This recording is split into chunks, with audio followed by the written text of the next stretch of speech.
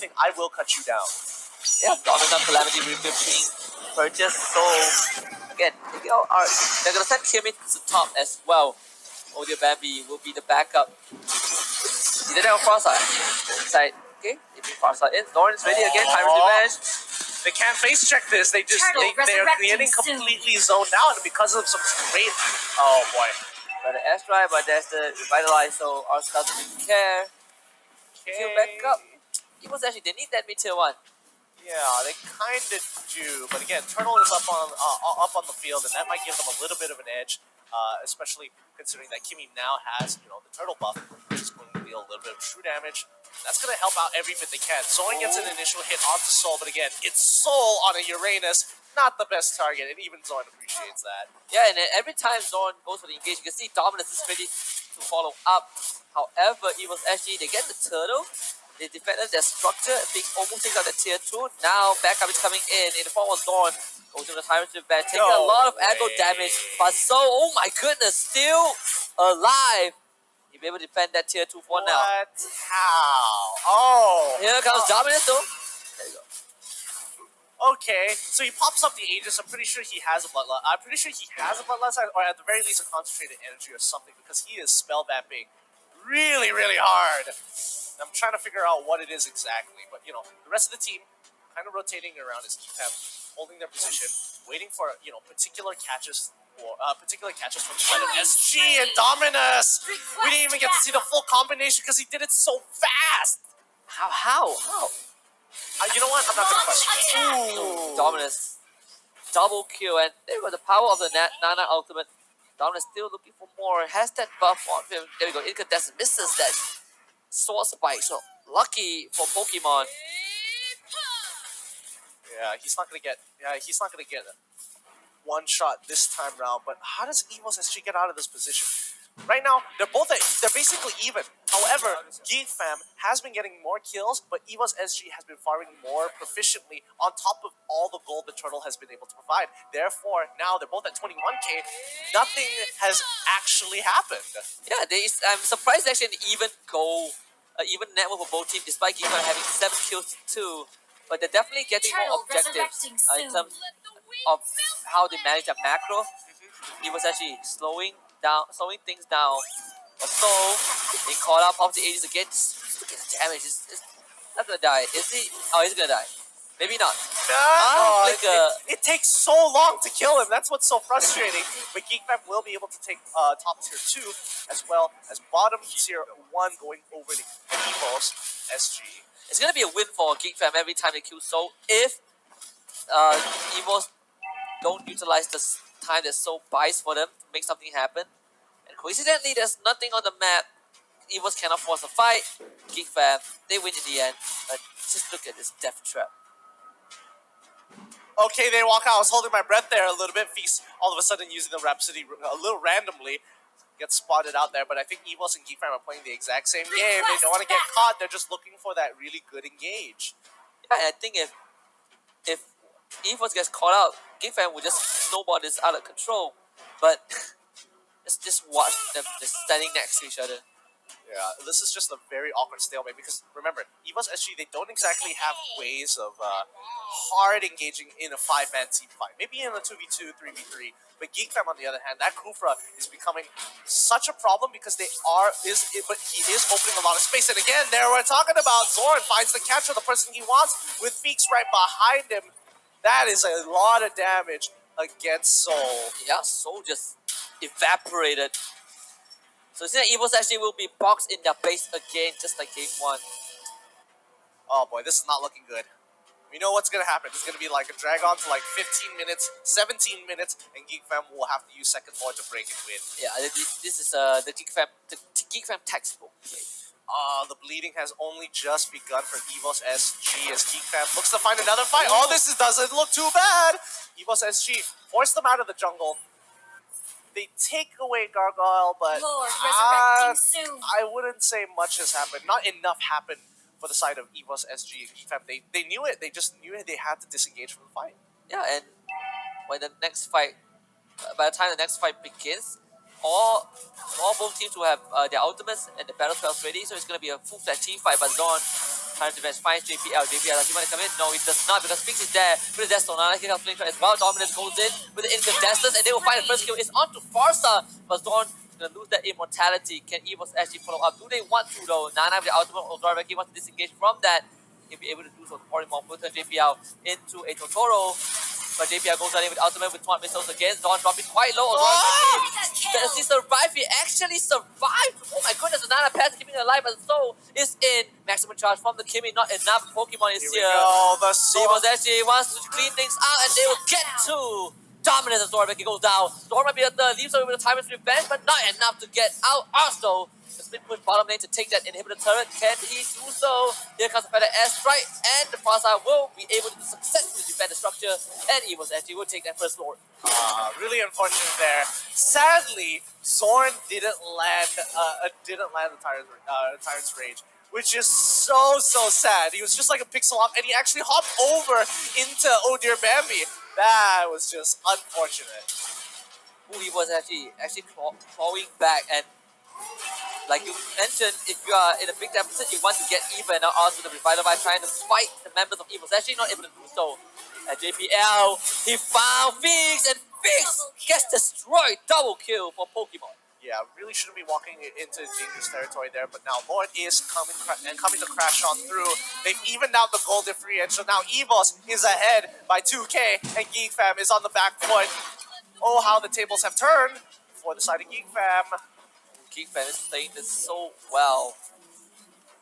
Excuse me, Evos SG being able to come back from such a deficit, now evening out the net worth and extending it to almost a 3k lead. First not a low for push, so just like Ozora already caught out. No passive for the Nana though, so Nana has to be really careful.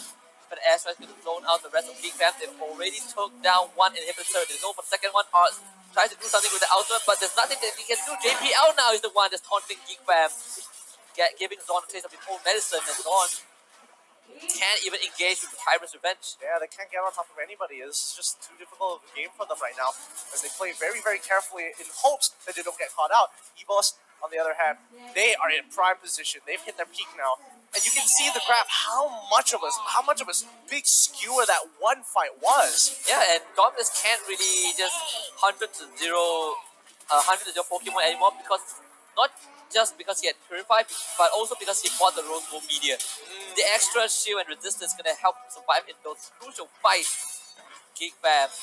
It seems like deja vu like yesterday where the cushion just falls off into the game, into the late stage of the game. He was actually supposed to take out the damage, give up his life orders. Can they take that inhibitor turret? It seems like not. They can't. Geek Fam defends the structure for now.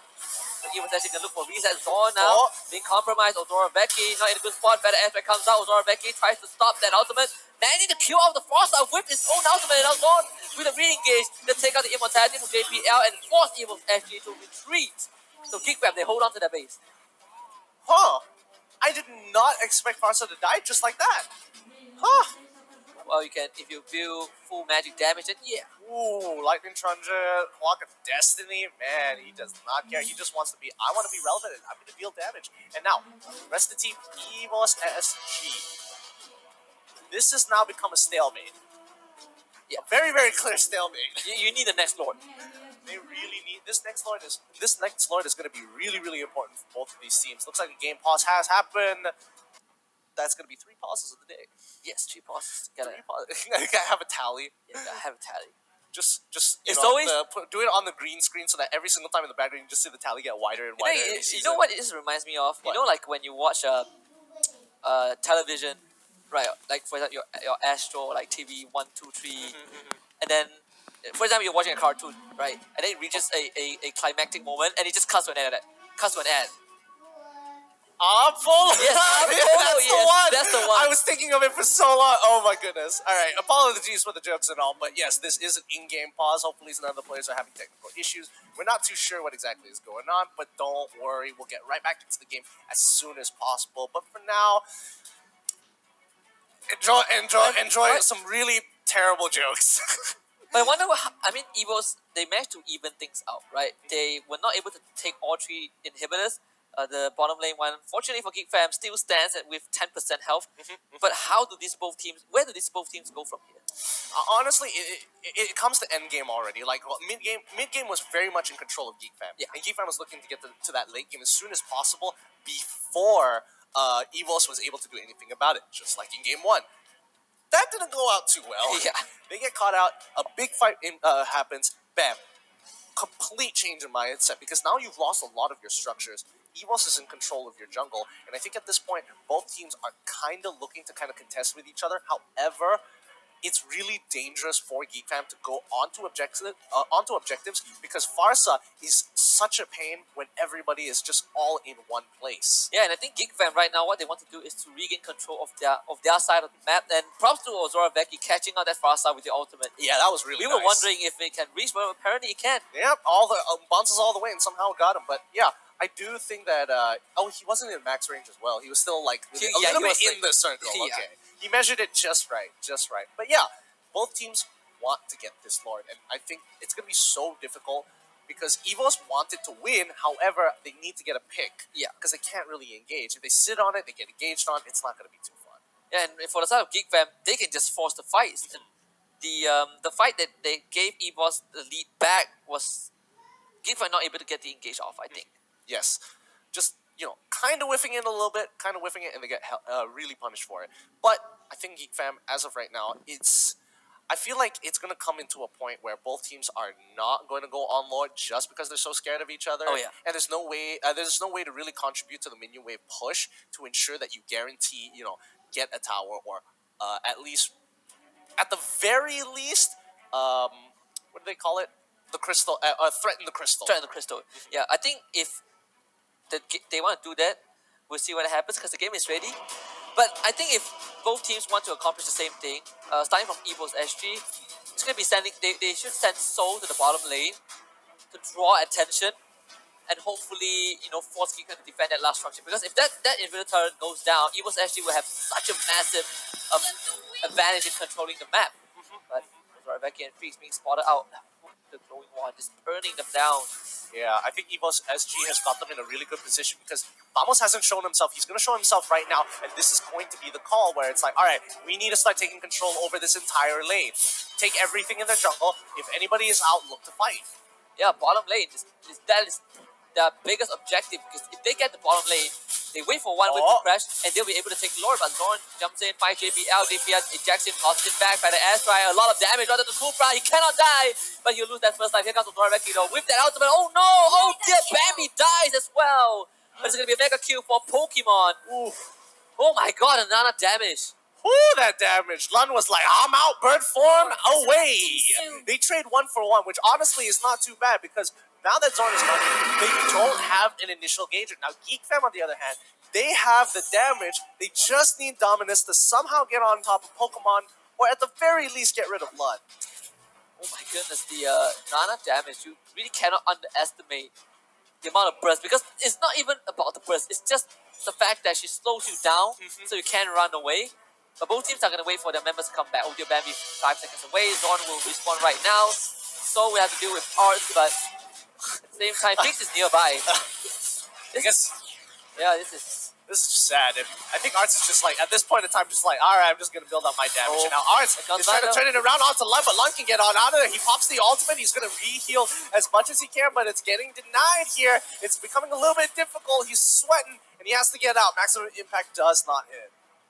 Ooh, that was a close one. Evos actually were already in the vicinity, but they decided to not fully commit, so they cannot lose Soul at this stage of the game. But look at where Zorn is. He is in prime position. And Geek Fam, they are rotating their members. They're making the call that we can collapse. We want to. Zorn already jumps in. They actually find the ultimate. Onto the cross. This might be the fight that Geek Fam needs to win the game. They suppress this. Kufa still survive. But oh my god, the bullet straight through. Double kill for the Ranger. Phoenix makes it out alive. So still in the fight, but I think this is it. Zorn. Again and again, he is the one that breaks the game open for Geek Fam and Evo's SG. I think they have reached the end of the road. Geekfam will go for the win right here, right now. Yeah, they were on Lord. They realized we've got a huge bottom wave. There's 3 siege minions, a very low inhibitor. We're going to end this. Soren once again getting on top of Pokemon, but he does take the kill. Pokemon, he's pretty big, but I don't think he can deal with 3 people, and especially with Dominus hovering over him. Feeks is able to chunk it out. One last ditch effort, gets one more kill before the game is closed out. GG, well played to Geek Fam. That was a solid game. Yeah, that 2 games in a row. All it took was Zorn. Pretty much Zorn getting some really great catches, but who would have expected Geek Fam 2-0ing previous champions EVOS SG? It looks like this is going to be a really spicy season. Oh yeah, this is definitely going to be not just spicy, I would say explosive one.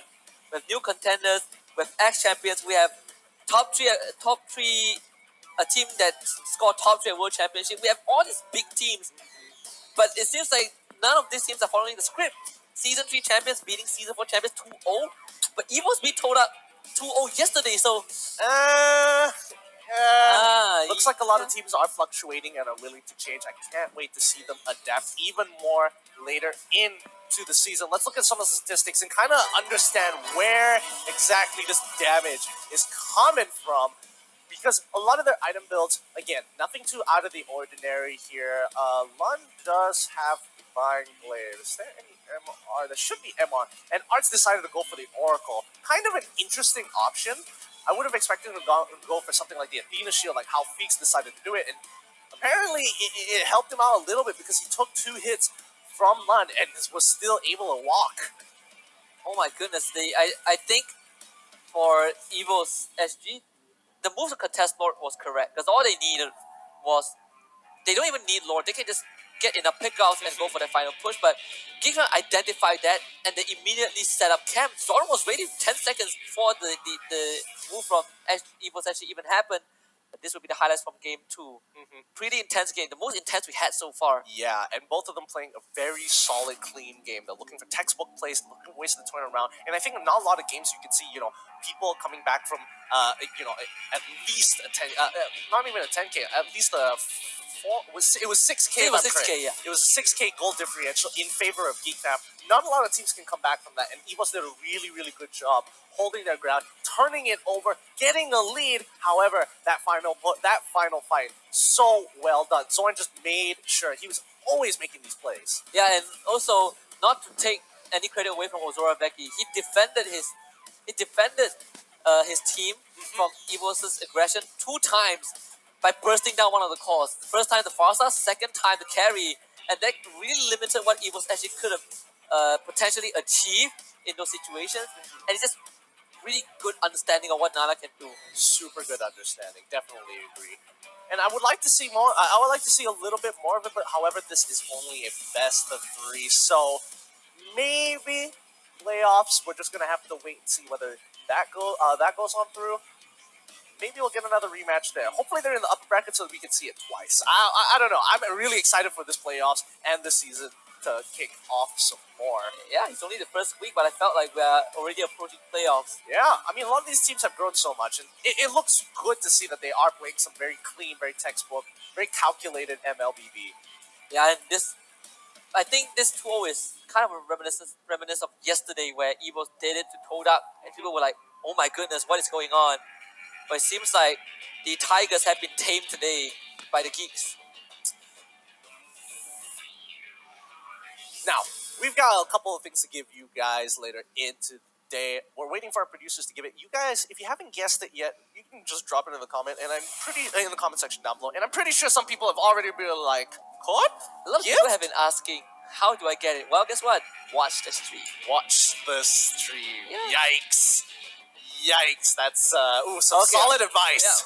Yeah. Make it clearer, make it simpler. Watch the end game analysis. Fair enough. That's a good one. But we're waiting a little bit more for our producers to give us the signal, and then when you're ready, get your phones out, because right now, if there was like a pre-game to doing game codes, it's like now. Where it's like now. You do the codes, you get it, set it up, you have the website, and codes show up now. There we go. We'll give you some time for you guys to redeem your codes as soon as possible. Thank you so much for joining us here but there's still plenty more games to go. You know, I just realized something. For What? people who are watching on their phones, there's the chance of you getting the code is Nearly zero. yeah, 'cause- yeah. Because there's no way you can like copy it and then like do it. It's Exactly. better if you just have a PC next to you, or like somebody else with another phone like doing it for you. But we'll take a look at the Oh. upcoming match. It's going to be the third best of three to date, Told Out against Notorious Villains. Now, Notorious Villains will be playing their very first game in the group stage. Told Out, they've already lost 2-0 to Evo's SG yesterday.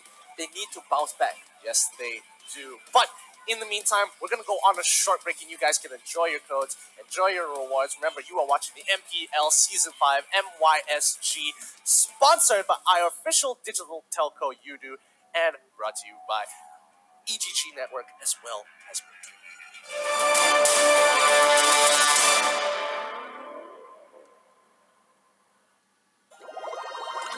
Adventure's waiting for us!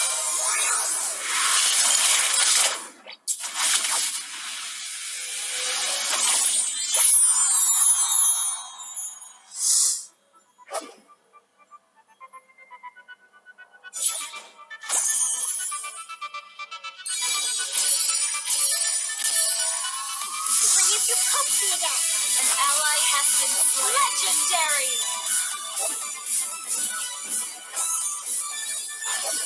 Legendary! Double kill!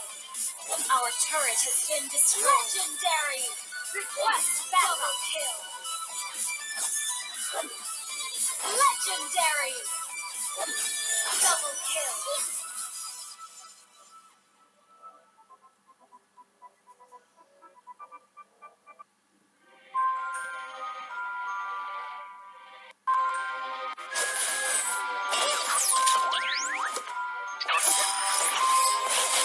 It's time to go to the NXT show for some fun. We can be good friends, indeed. You know, magic will deeply connect us all.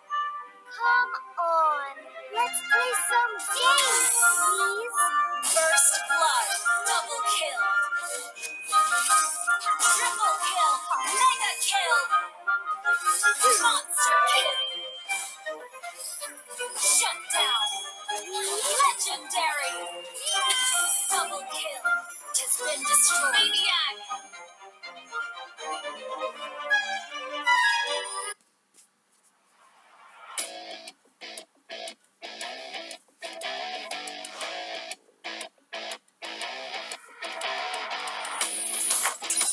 Still swords run deep. Mega kill. Unstoppable. An enemy has been slain. Legendary. Double kill.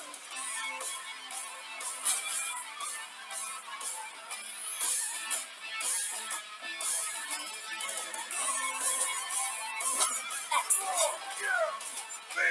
Legendary. An ally has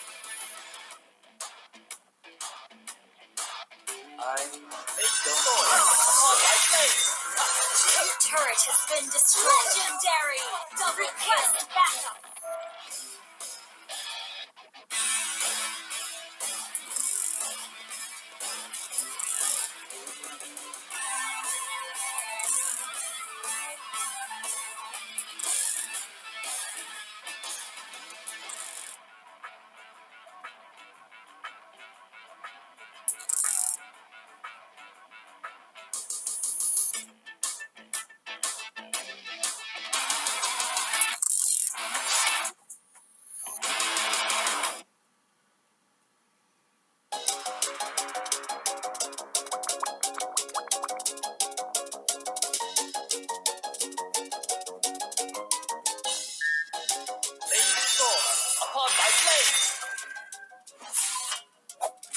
That's good immunity.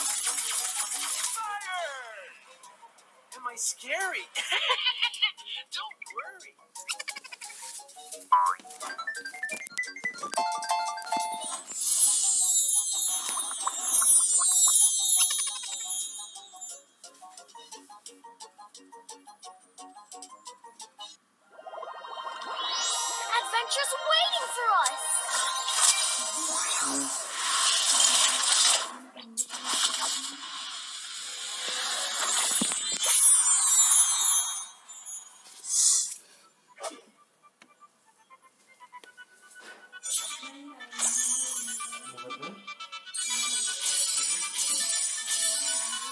Breathe your comfy again. An ally has been slain. Legendary.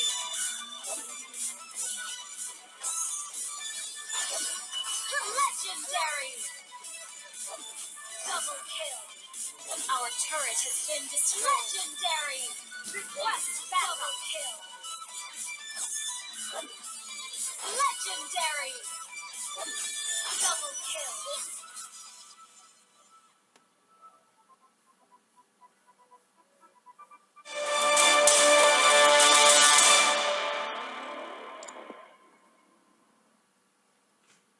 Welcome back, ladies and gentlemen, to the mplmysg Season 5, Week 1 of the group stage, Day 2, brought to you by our official digital telco sponsor, Udo, and of course, brought to you by EGG Network and Moonton. Now, we've got another exciting game for you guys. It's going to be the third series of today, Notorious Villains versus Toda. Now, Toda didn't exactly have the best start. No, yesterday was a complete landslide for Toda against Evo's SG. Bit of a, Yeah. that was a rough one. It was pretty rough to watch. Because they came in with such high profile, right, from Exactly, their previous yeah. achievement, and it was also the first match of the group stage to kick things off, and coincidentally, it was the Season 4 finals, a repeat of the Season 4 finals. Pretty much. And yeah, I think, some players were underperforming. I think they could have been in a better position, but they didn't look like they have changed too much, which is a little scary because you would expect them to try and up their game every single time. Yeah, that was definitely did not spell like the Todak that we know. But let's put that aside for now. Let's take a look at the profile for Team Notorious Villains.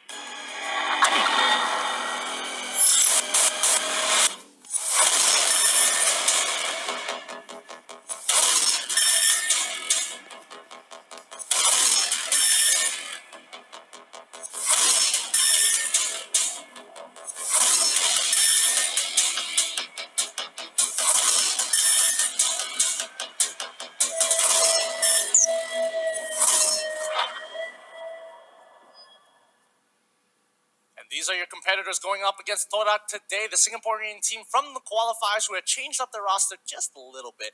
NV. And these guys, they are a hot and cold team. There's some days they're like, whoa, they are on fire. Others they're like, they're kind of bad. Which is really, really interesting. Yep, but we'll take a look at the profile of the competitors first. Be Team Todak.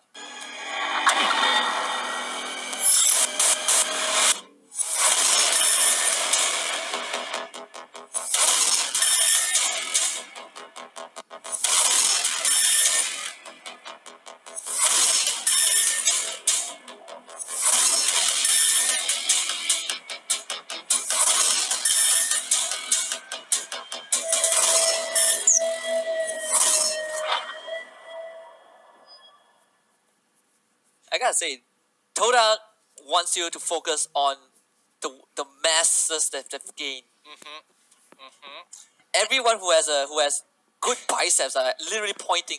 I mean, if you have great biceps, which I'm not going to lie, they are great, flex them, dude.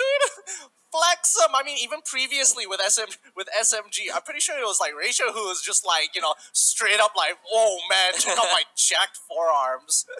All right, let's look at the feature players to see who, you want to keep your eyes on for the rest of the game. It's going to be...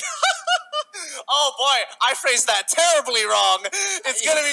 I'm looking at the BM casters from the other side. They're kind of. They probably made the same mistake too. But yes, she is actually the only female player in this league, and that's super impressive because that gives an opportunity for so many other females to be like, you know what, pro gaming is an option. Exactly, but we'll also look at the featured player from Todak's side. It's gonna be Chiku, sporting the Granger.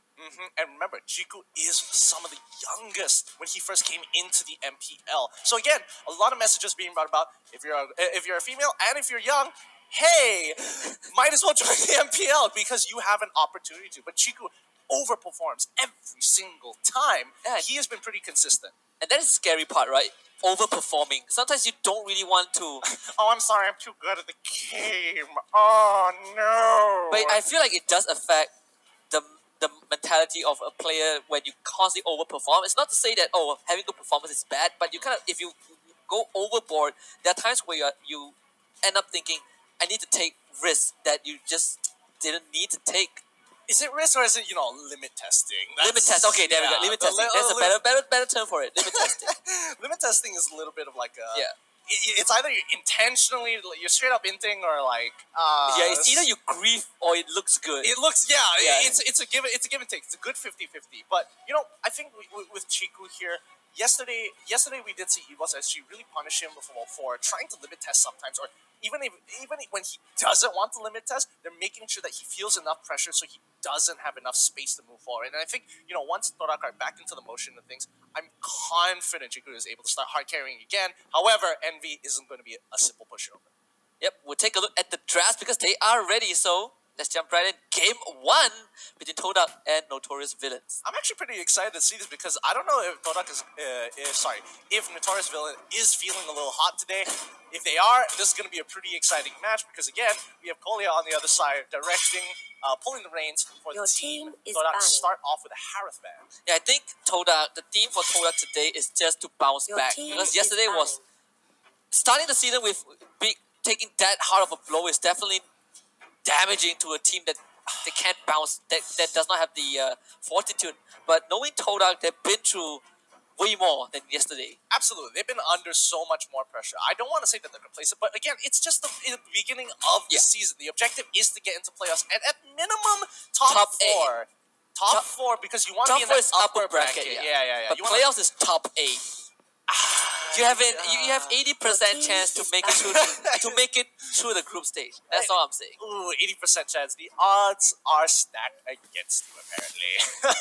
But Todak starting off, people don't want to deal with Diggy. People don't want to deal with Harith. I think Diggy has becoming more of a priority ban for a lot of these teams, especially in the early game where it's just like, man, that oppression as well as Flame Shot is really frustrating to deal with. And it's going to be a Your link team ban is by picking. MV. So Sicilian makes it through once more. We have yet to see Todak play Sicilian, I believe. Yeah. Do they think Sicilian is bad here? Or I mean, like opening up with Sicilian was kind of like the most straightforward way to start the draft. Yeah, if you're yeah. not flexing any other heroes like Jawhead or Grog or picking a Grog, for example. But knowing Todak, they most likely will go with Grog if they still. Yeah, there we go. it looks like they are Your sticking to their team is guns here. Todak start off. Hopefully, Iwan kind of taking it, relaxing a little bit because he doesn't look like he's going to be playing for this one. Yeah. They haven't announced X-Ray Lychee as Chiku as well as Moon. All right. So we now kind of know what the lineup is. Notorious Wheels are going to start off with probably going to start with the Thamos. Are they going to create a support flex pick? No, No. straight away for the chorus. Your team is picking. Just like how was it Evos? Yeah, just like what Evos did. Actually, no, yeah, Evos did in their previous series. You start off with the cores. I think teams are starting to kind of find a way to work around the draft without having to put too much consideration into Sicilian. You can it's like a hot and cold ban right now. Yesterday it was either ban or pick, but today it's like it goes to the draft, but no one really pays much attention to it. Maybe because of the teams playing, maybe because teams have watched day one. But it could be either one. Or it could just be a full agreement between all the teams. Like, hey, let's just not play Sicilian. Yeah, hey, come on, guys. Come on, guys. We all know Sicilian is broken. Let's do other things so that we can all get better together. And then, playoffs, anything goes. Yeah, they have to add an extra clause. No flame shots. No, no, that's never going to happen. Flame shots have to be on the field. So many things are viable because of it. But yeah, coming into the last pick here, it's going to be the Jawhead. And we know for a fact it's going to be into that support position. However, I kind of feel like getting a main mage would have been kind of important here. Lunox was open. Sicilian, again, let's assume that, both teams don't want it at all. Now, Todak is going to start off the second phase of the bans.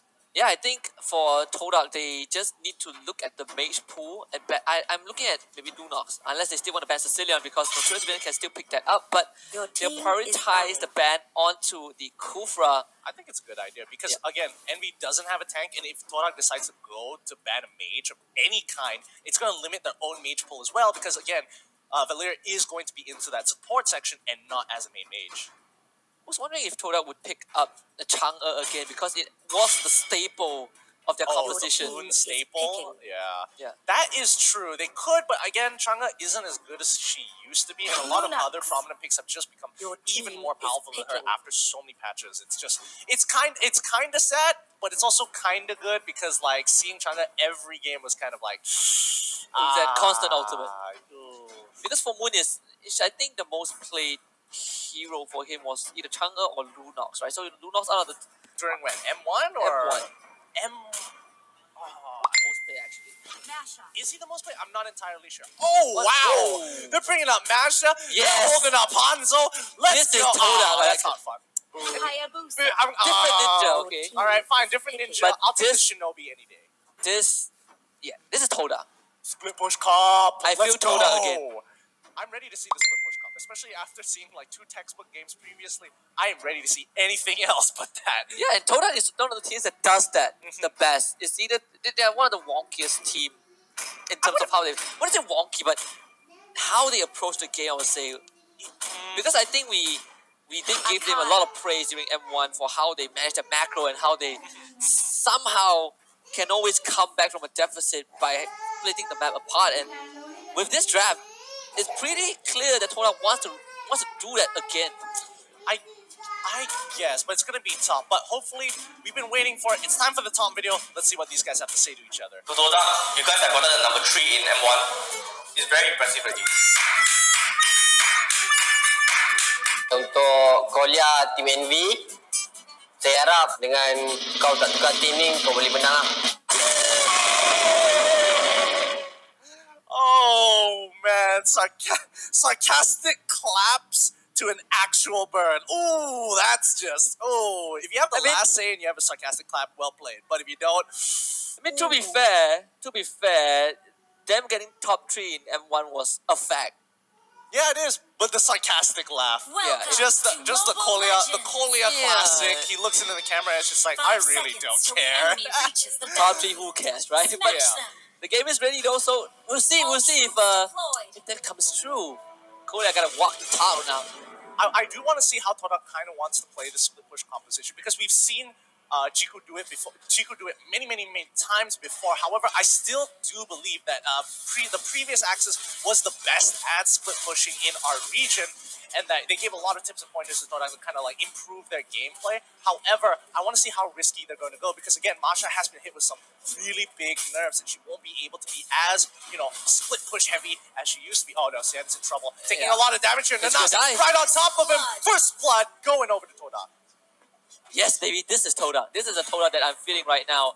And of course, Arrival finally being picked up for once. I think Toda, they feel the most comfortable when they play this kind of split push composition. But Hallucinates is here to push X-Ray back. I'm surprised. I'm really interested to find out one of these days to actually really dig into the numbers of EXP for the camps because as you can see, like most people are willing to sacrifice the first wave just to get this River Sprite or maybe even an additional camp. Yeah, and I think before the River Sprites, it's always one wave jungle, one wave. Like one buff, camp. buff straight into lane. Yeah, so you get like one lane, one buff, another wave, and then you hit like level 3. But now you're trading like that for the River Sprite. I think it's okay because you're hitting level 4 before the 2 minutes mark. But what a blender! And to a 1,000-pounder by Kolia, and 2 kills for NV. Oh boy, okay. Now they've traded turrets one for one. Pretty good so far. Toda, however, make the mistake of walking a little bit too far when they shouldn't have. When they honestly shouldn't have. They should have just given up the turret. It was 4-0. And Masha was basically having a free split push top. They should have gone mid. They should have looked for other things to do other than that tier 1, bottom tier 1. Yep, actually still only at level 3 and NV Oh my god. changing their attention to the top lane. Yo, do you see this? Masha, every single time Masha sees more than 3 people, she's like, all right, I'm switching lanes. Like, there's no reason for her to be there. And now she's just kind of like sitting around like, I am not going to be under lane. I'm going to sit near mid, absorb the EXP from there. Like, this isn't worth it. I don't have my items yet. I can't really do too much. Yeah, and I actually like what she's doing, but almost found her with the Hallucinate, walks into it, but she manages to, I believe, use the Arrival to join the team in the bottom lane. Yeah. So they get the tier 1 in the bot lane. But Notorious Witness, they're not setting up shop in that middle lane, hoping for someone to walk by, because Kolia is level 4. But look at what Tola is doing.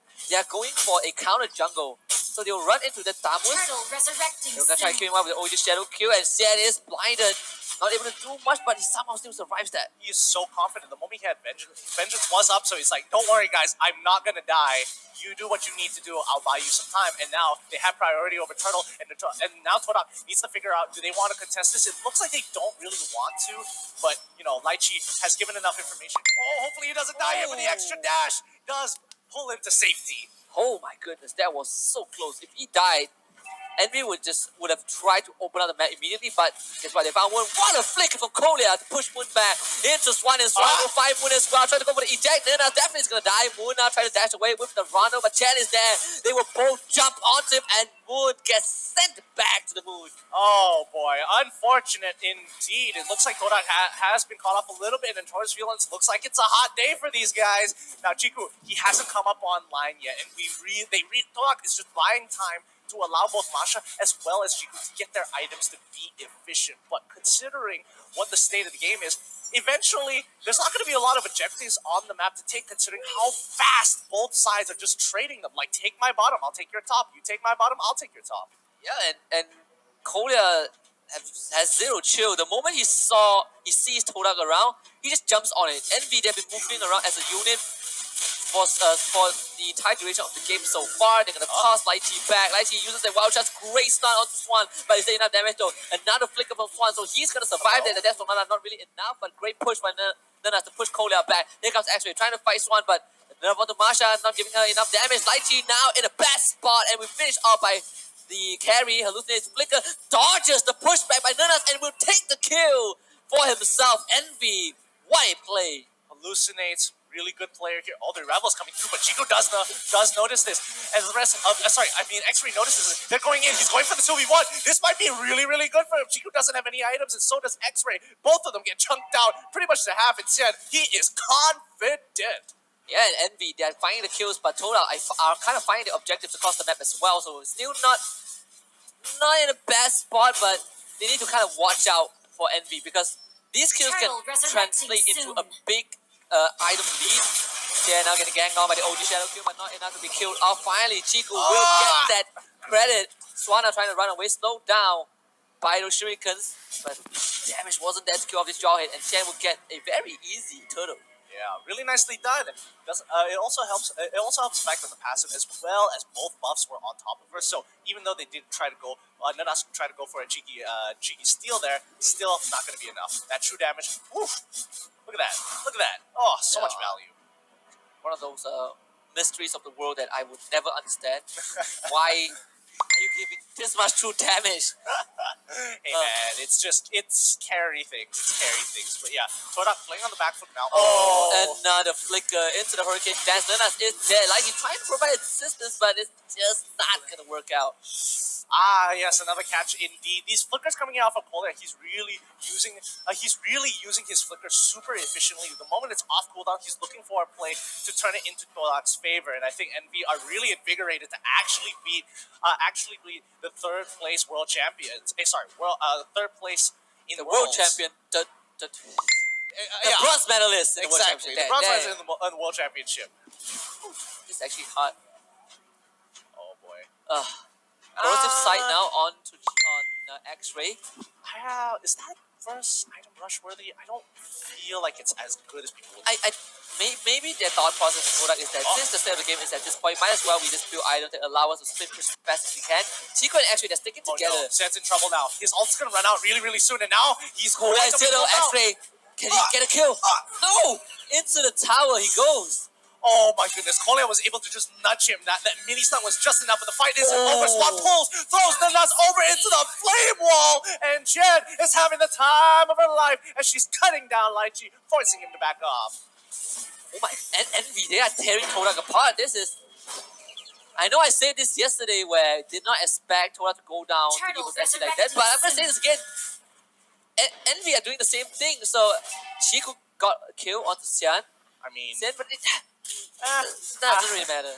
Yeah, but I would say that Notorious Villains are kind of playing like they're on fire right now. They're Like notorious, Kolia- that's for sure. Yeah, like Kolia, he literally is on fire, but Chiku that manages to steal the turtle away, and that's going to be super important because now the levels are becoming a very significant factor here. Chiku at level 11, he's probably already got his level 2 ult, and that's going to be big. Oh But my Kolia, goodness! that prediction! What a flicker! He knew that Chico wanted to use the quad shadows to juke him out, so he just flickered and pinned him to a wall. Yo, I have to admit, Kolia is really smurfing today because that prediction was nasty. Koya must have had a really good morning, or he had a really good meal before the game. Because holy cow! That was not fair. Nobody can get away from Quad Shadow.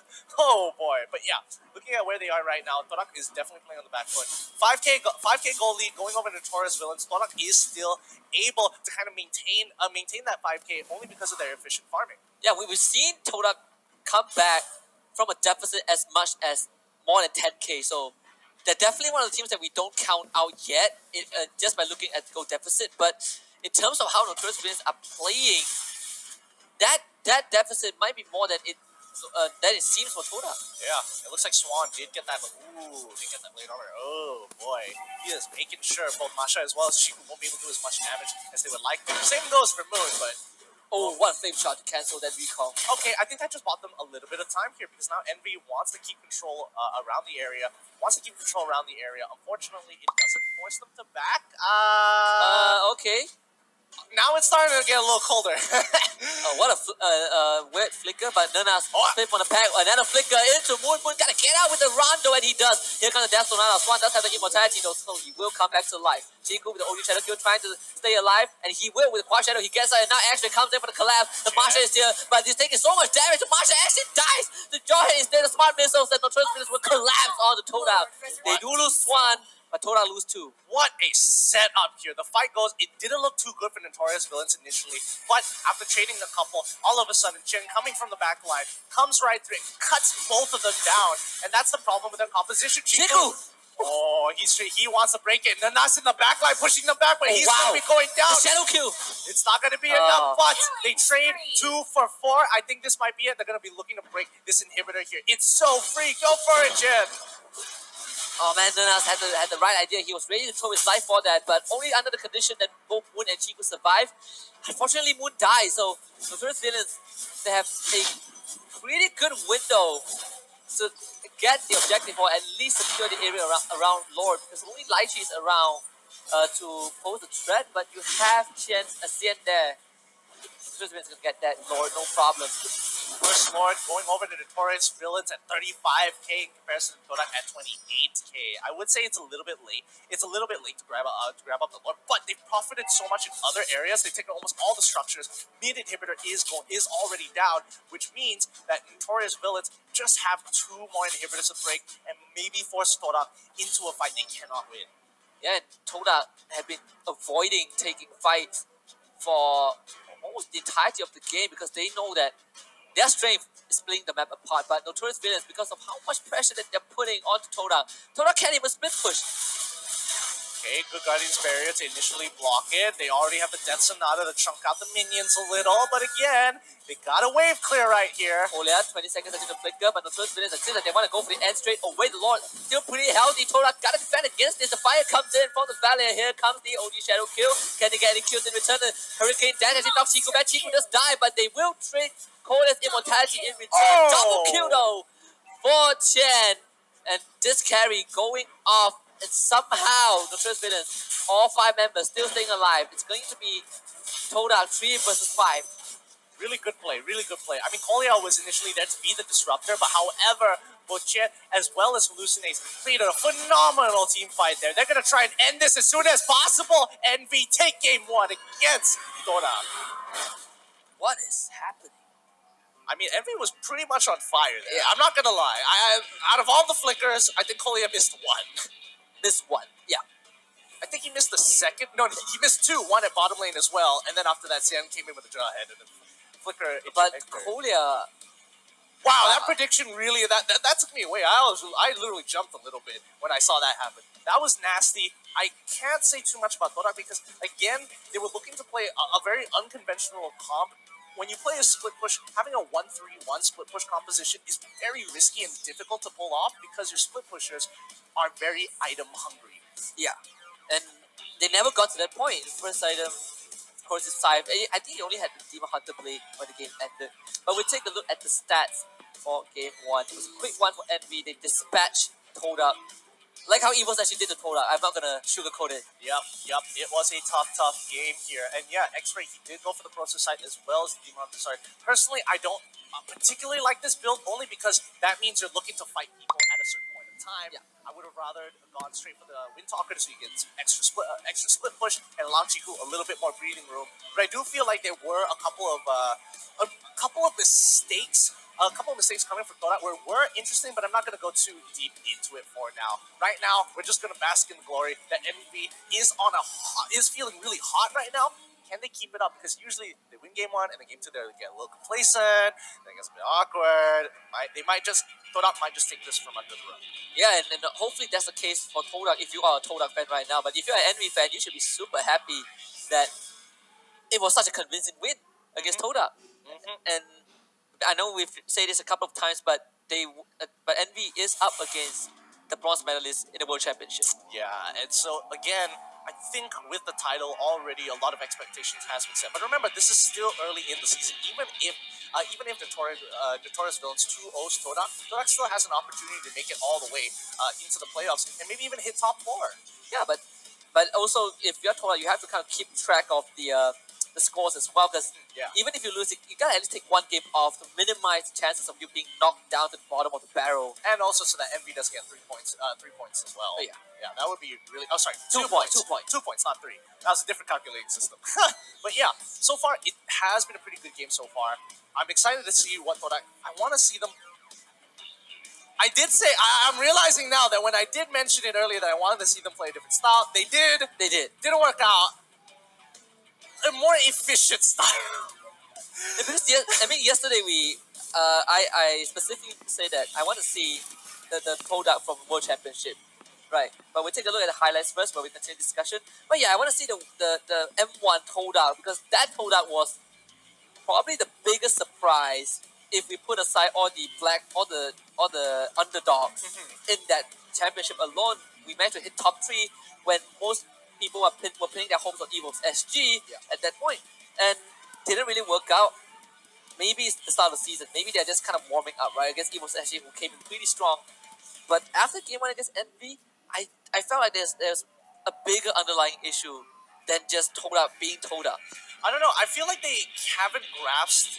They don't have a full grasp of the meta because this is something it feels like they're trying out more than it is fully committing to a composition like this. Like yes, if you are drafting to get the specific comp, they did a really good job of getting it. However, playing it, especially when the meta is straying away from split pushers, this doesn't look too good because number one, X-Ray on the Masha. Masha has completely dropped out of the meta. So many changes have been made to her that she can't split push as effectively as you want her to. She could split push harder than a Hayabusa, and that was already an amazing feat. Now Hayabusa just seems to retain his place while Masha falls back down. Yeah, and I feel like if you don't want to go for the Masha, the Expo was kind of on the table, and that should have been one of the staple picks. You have the Cho as well, which was also in Toda's hero pool, but wasn't put into consideration. So I what I wanted to understand is the thought process between.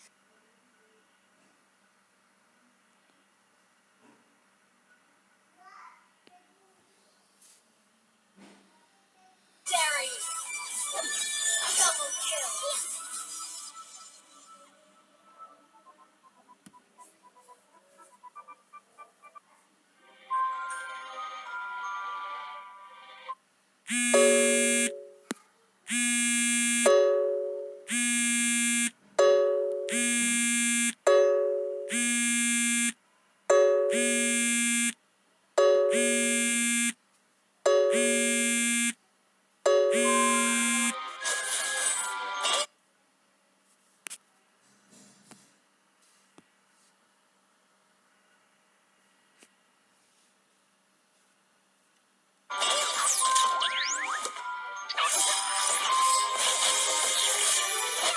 Time to go to the NFT show for some fun. be good friends. Indeed, you know, magic will deeply connect us all. Come on, let's play some games, please. First blood, double kill. Triple kill, mega kill. Monster kill. Shut Huh? down. Legendary. Hello? Double kill. Has been destroyed. Maniac.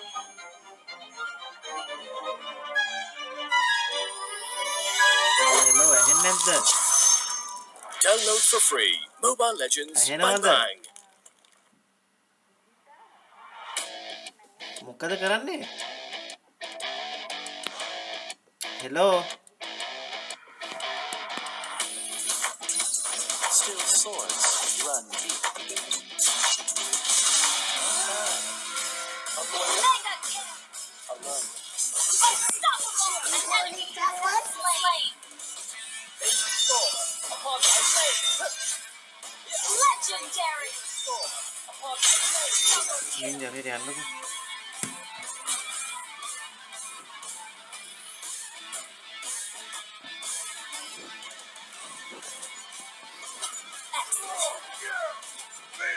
Legendary. An ally has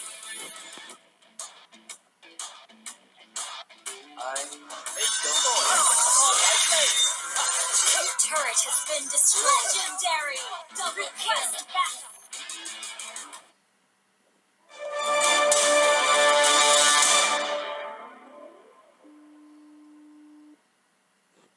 So quickly, we're already back with the MPL Season 5 MYSG. Remember, this is all sponsored by our official digital telco, Yudu, and brought to you by EG Network, as well as Moontoon. Remember, you are watching the second game of Torak versus Envy. Envy with the first point.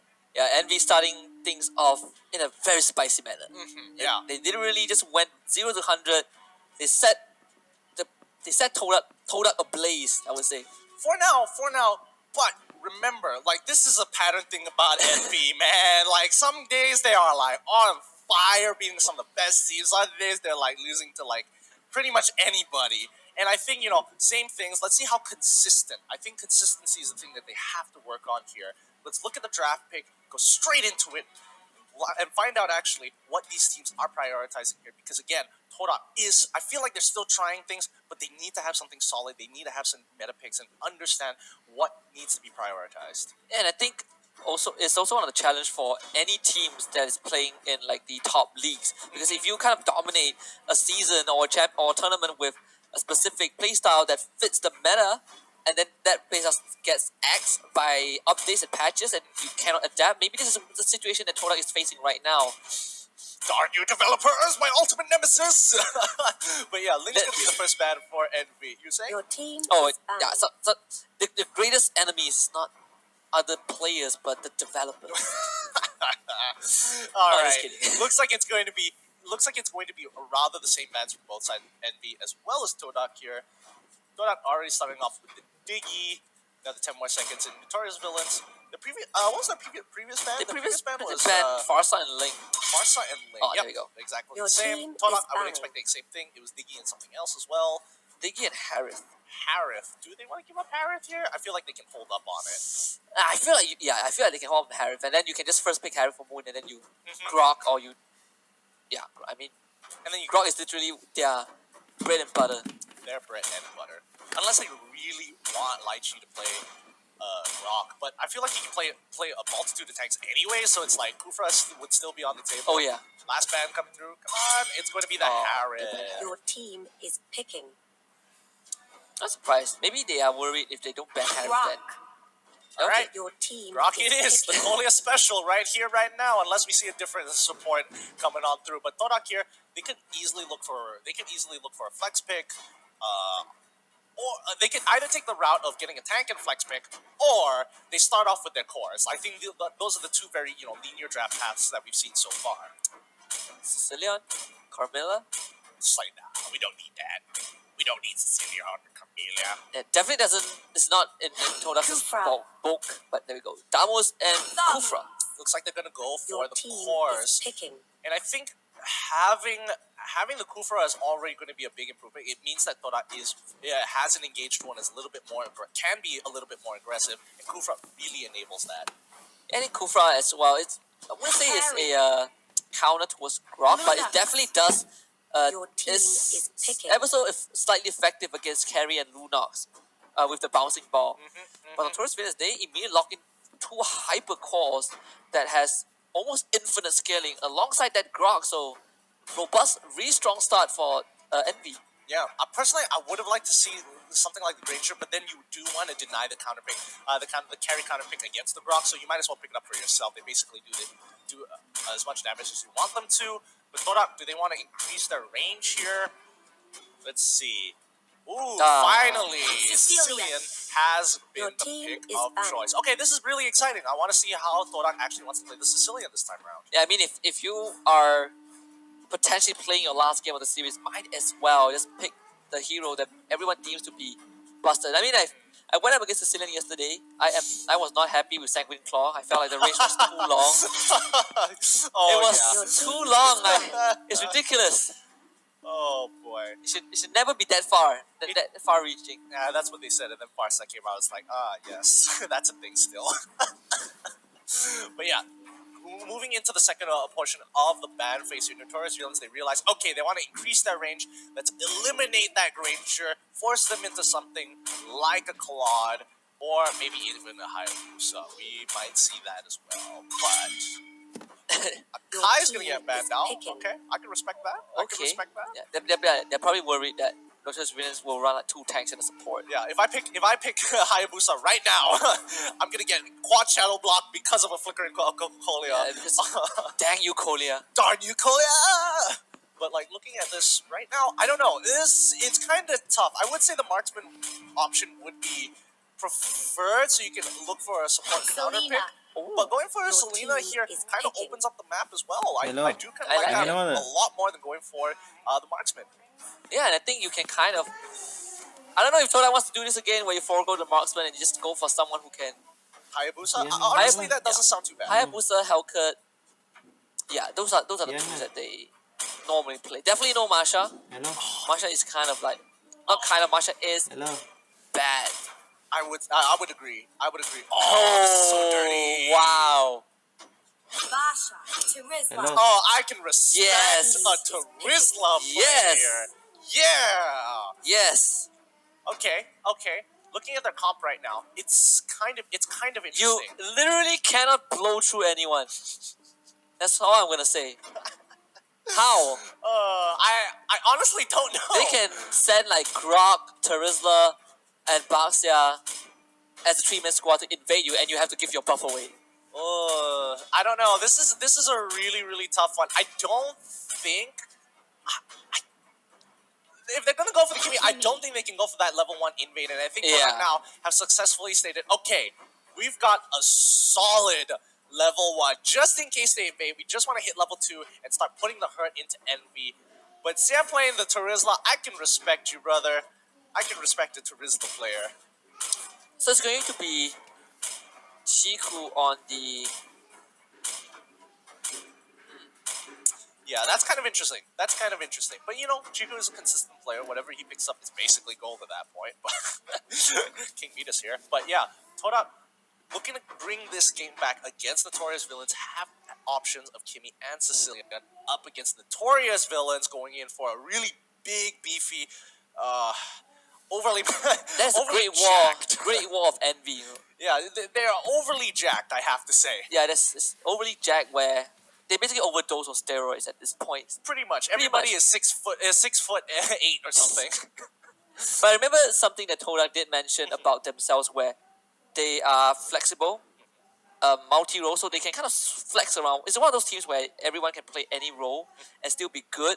I think that point still Welcome stays to true, Mobile but I Legends. guess we'll find out in a bit because I believe the game is 5 ready. seconds So let's jump right into till the game enemy 2 of this reaches the best of 3 between Todak and Smash Notorious them. Villains. Yeah, now Chiku instantly is going for that deployed. mystery shop here. He wants to get his items as quickly as possible. Oh, Swan and Coley are both going for the Revitalize. Chen as well as man. Hallucinate going for the Purify, while Xian goes for the Vengeance. Are they not going? Okay. Guess not. Looks like they tickle. Looks like they do a little bit of tickling here, but they want to maintain control and look to clear out the first wave before they do anything else. Oh, Chen is being protected by basically the tanks just to get this carry far enough. Oh, they don't win this. Goodbye. Can they take it? The reduce price? Oh, it actually gets taken away. Lychee now jumps in with a bouncing ball, revitalized. The first one gets dropped, forcing the flicker away from Lychee. But here comes Rizla though. Comes in with the hammer. Not able to kill off Lychee just yet. But they managed to force Todak back. Yeah, that's two revitalizers used. I think Todak did something really, really smart here that I don't think most people were expecting within the first minute of the game. And what they did was basically they wanted to control mid lane just in case they had an invade happen. So they're not losing EXP, and they managed to continue to push that forward here. They're not tickling, the Rizla a little bit, but he's not going down anytime soon. He has to pop the vengeance sooner or later. Oh no, it's too late. It's time down. He's in trouble. Xian should be going down here. Blood. Then that's gonna keep his life for this. Alright. Yeah, if only the flame shot landed, that would have been a kill. That would have been a kill, but good plays all around. I like what Nanas did. He was constantly auto-attacking so that the aggro will be drawn towards him, but now X-Ray is there. He does have to revitalize, but burst damage a bit too much, and Lychee comes in slightly too late, tries to jump in, but is blocked by Hallucinate. Swan rolls in like a bowling, forcing Lychee back, but the damage from Hallucinate is actually a lot. It doesn't stop the healing from Lychee. Hallucinate tries to dive right in, but under the turret, Swan will use his body to block out the damage from Moon, so they get out. Yeah, and again, Sandan on the bottom side, he traded 1-for-1, but again, they're putting a lot of pressure on the Sicilian as well, as Linas just throwing those abyssal traps as well as the abyssal arrows. It's becoming a bit of a nuisance. Yeah, but Teresa also has a really great wave clear, so not really too worried about Todak sieging onto that turret. His innate passive just makes him hard to kill, and more so when he has the vengeance. I mean, he's throwing out the revenge strikes. I don't think he should be looking to poke. I think he should be holding up that revenge strike to clear that wave fast. Oh, he might be forced away. Wait a minute.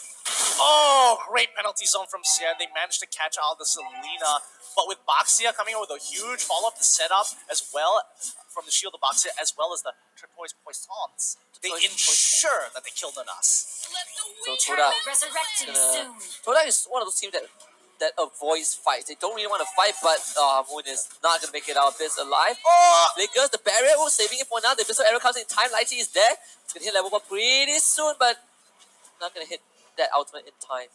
Not able to hit level 4 soon enough. So far, I'm kind of interested to why Todak doesn't want to take these fights or look for picks, because right now, Victoria's villains are a little overly aggressive. Like, they're not so far ahead, but now X-Ray forced to use every ability possible to save his life. He goes down again. That Revitalize will not be of any use. Yeah, Todak is not the team that likes to take fights, I feel. They poke you out, and they only go for the kill if you are in kill zone, but again, penalty zone. Nanas is going to get rolled over by Baxter, but Chico will try to do as much damage as he can. The turtle actually gets stolen away, so still a win in Todak. So both the garbage comes out. Chico will flicker to safety. Hallucinates is there though, but Todak's already out of range. Really well played, really well played. Todak was able to steal that away, but again, Notorious Villains putting a lot of pressure on them. Like, Todak is struggling to get some fresh air here.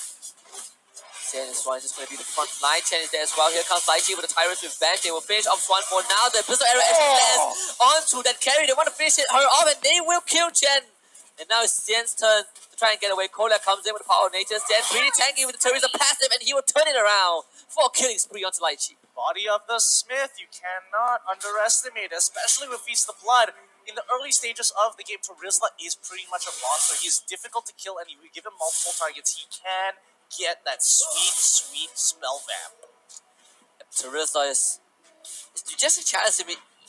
I mean, not really a good idea to give a fighter fighting capabilities and tankiness as well. But hey, he scales off, so. But he scales off. Yeah, he does. There is a negative. That's a side. silver lining.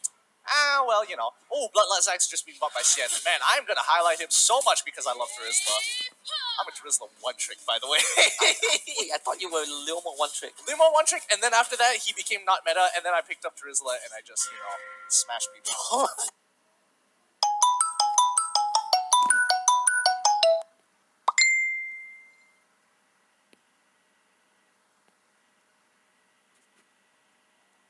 Smash!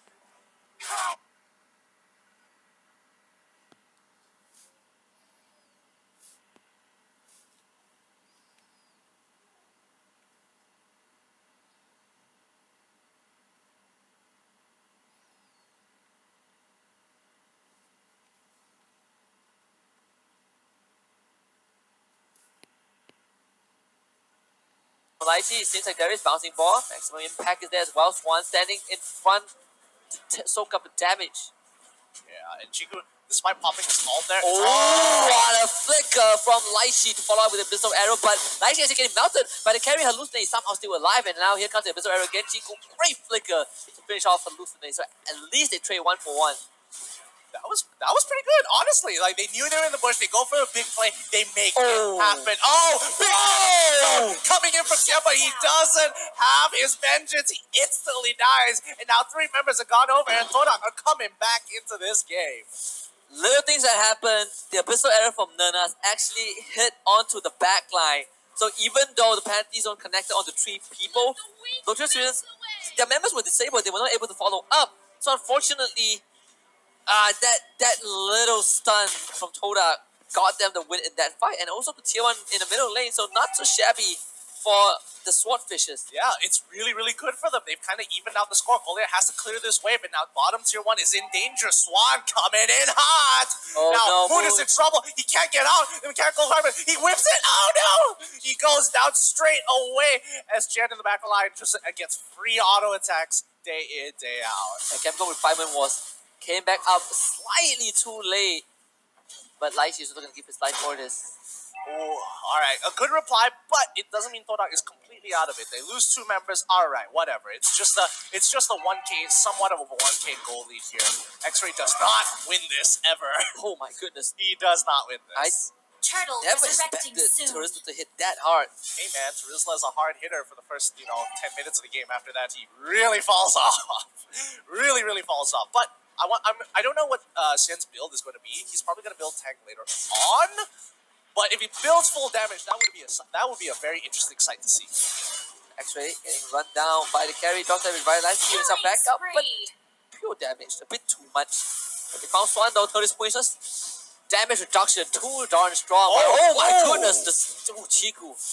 Almost catching Tian with the Sanguine Claw. That was just 1 Sanguine Claw. What the heck was that? That was a lot of damage. And, wait, okay, so Carry only has the Endless Battle, but I'm surprised because, Grok and Baxia, both of which have an Athena shield, still got pretty chunked pretty hard there. 3 Athena's shoes, by the way. Oh boy, they're going to need a little bit more MR to protect themselves. Seems like it's a cause for Oracle. Oh boy, this is going to be a sweaty game. Yeah, but if his Toda is going, it's definitely a good sign that you are adapting to what Envy is doing. You definitely don't want to end the first week 0-4.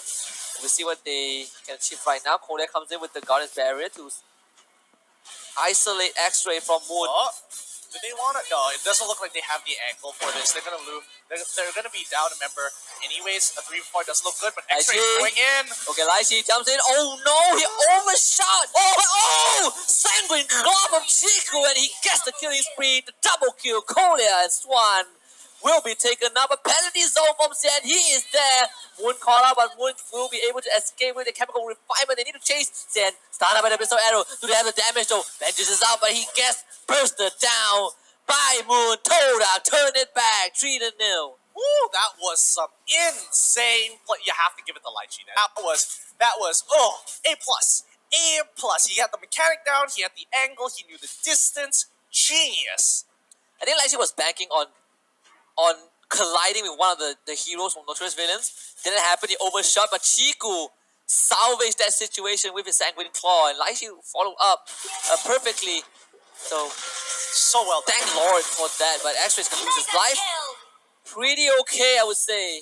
I think at this point, X-Ray really needs... Oh, no, going down. He has an Athena shield, like, what even? How is he doing so much? He's gonna die. Kolya is gone here, but the rest of the team is looking to punish him. Yes, they do. Lychee has been found. They're going to take away the Kufra, and now Moon, he's running away. He doesn't want to be any part of this. Yeah, but the fact that Kolya is down means that Toda can still afford to challenge towards villain. Actually coming back up as well. They have to revitalize, but Swan managing to find Chiku, and Nerna's not really a great choice. He is stunned up with a Abyssal Arrow. Where's the thirst poison? Where's the damage reduction? Doesn't really matter. Unfortunate. He can't really do too much there. I mean, the Tortoise Poissons is really good when you want to deny healing, especially when you have Chiku on. When you have Chiku on the Sicilian, it's really effective if you're starting the fight. However, getting caught out like that ain't worth the ult. It ain't worth it. Yep. Xian getting cut down by Moon. Oh my god, the burn damage actually melting through this Terizla. Told you, Terizla does not scale, and better yet, there's a lot of abilities from the side of Todak which kind of deny him getting that third hit from his execution. From his execution side, as well as his ultimate, the penalty zone. What the? Yeah, that's a thing. It's pretty ridiculous. He has an Athena shield. Like, come on. All right, the fight is going to begin right here. Now Brisbane trying to contest the Lord Todak. Wants to finish it. The Lord does knock them out. Like he buying time with the revitalized Swan is walking in though. X-Ray also has it revitalized, but look at Chiku. The amount of damage that he deals. Oh my goodness, the Lord is enhanced, is reset as well. They're gonna lose that time with monster kill for Chen, but he's dropping low. Kolea wants to push his limit. The maximum impact actually misses, but here comes Swan as well. On top of Moon. Moon flickers away. Chemical refinement to safety, managing to get out with his life, but I think Notorious Villains, they've secured themselves the Lord. That was actually a pretty good fight. They get X-Ray, who overextends a little too hard, but the rest of Todak, okay, no. maybe not. Chiku, back to the fray. Yep. So it's been Sanguine Claw. It caught two. They're gonna lose one as well. Jen getting told by Nunas. Nunas will, alongside Kuwait, finish him off. Killing spree for Moon. Teresa does shut down Chiku. But the Notorious Villains, they lose 4 members. Oh, thank God for the execution dot on this first ability. Whew! Because that would have been so sad if they didn't get it. It's going to be a 4-for-2 here in favor of Todak. They aren't ahead just yet, but I think taking Lord is going to be such a big deal. Now, Hallucinate's kind of hovering over. He's taking a lot of damage here. He might be the next to go down, forcing out the Brilliance. Lychee going to cut off his options. Hallucinate quickly have to use the Darkening to get out. And Alcolia, this is the main target.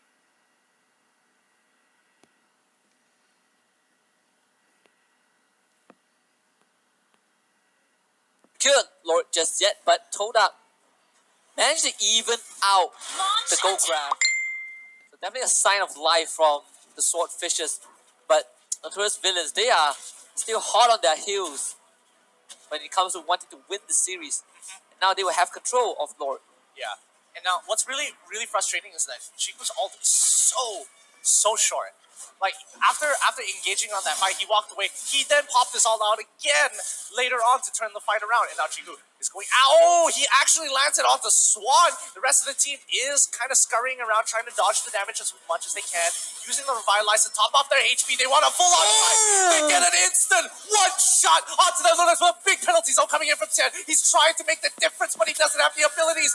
Couldn't actually miss, popping down the box. His ultimate as well. X-Ray still survives. Chiku is there to turn this fight, and Chen isn't able to handle the damage. It's gonna be a clean sweep. Todak finally turned this around. You're kidding me, man. Holy cow, Chiku. Ooh. He is good. Like, undoubtedly, he is good.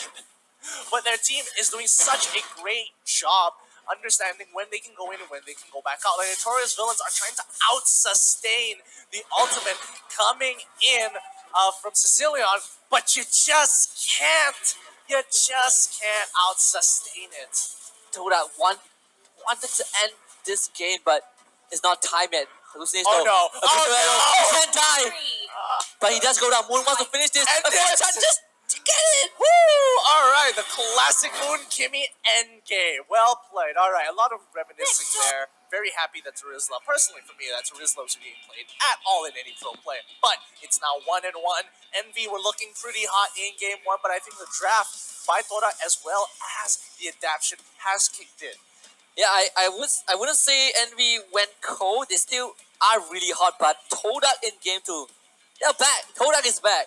For Maybe one it's game just at least. Sicilian. Maybe it's Sicilian, but at least for that one game, we see the proof that Todak can actually be way more than they were in the previous games that they lost. They made some really good plays there. Some insane catches as well. Really, really beautiful here. But I can't wait to see what else they're bringing it over, because it's similar to Geek Fam versus EVOS. Game 3 is where both teams are adapting to each other. Oh yeah. What are they going to pull out next? Just nerf Sanguine Claw. That thing Sanguine deserves Claw. attention, okay? It does. It really does. I think that Sicilian is busted overall, but I would expect Envy to ban it out this time. Like they gotta get. They were like, all right, I think. They honestly were doing pretty well. But let's look at the statistics to see how well truly. Oh my god, that's. To be silly. fair, game one, Sicilian was led to and no one really bat an eye. Game two is like, alright, and we was like, I don't think Hora's gonna go Sicilian. Let us give it a try, right? Because we won game one in such a convincing fashion, and Toda just showed them.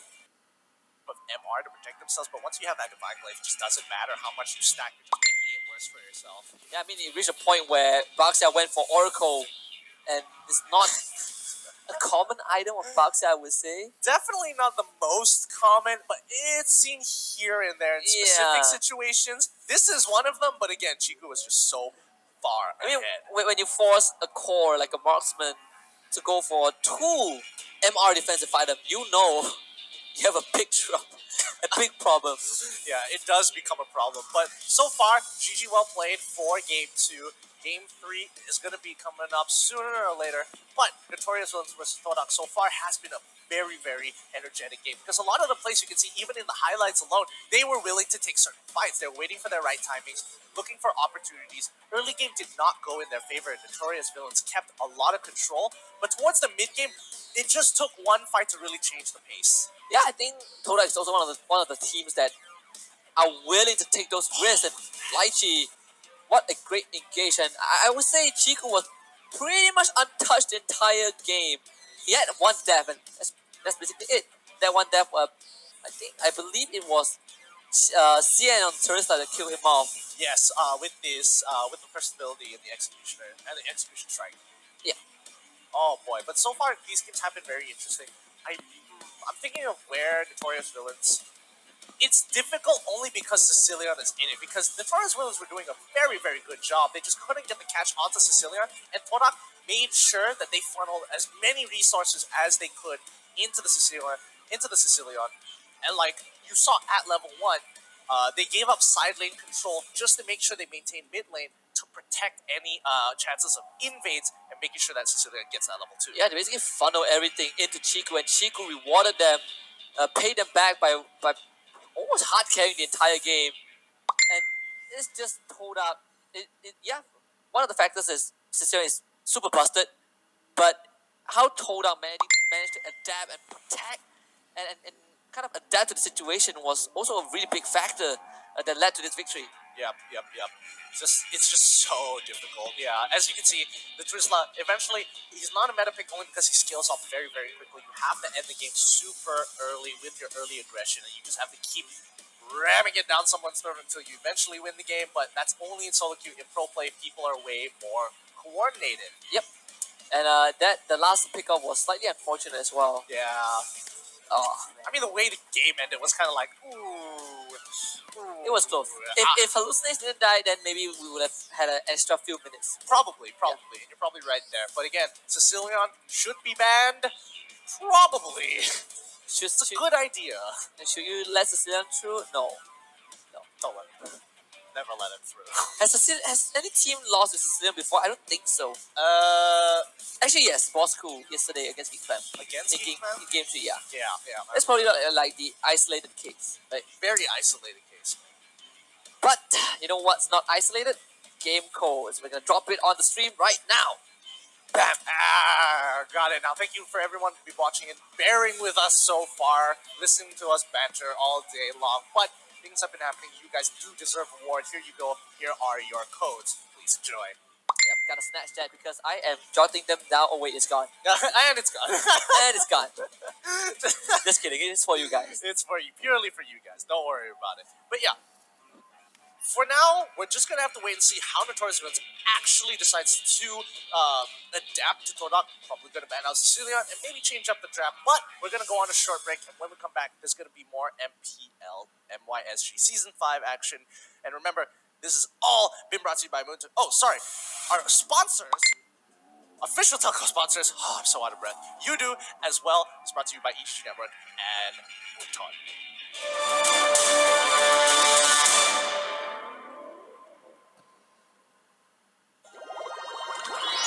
Adventure's waiting for us!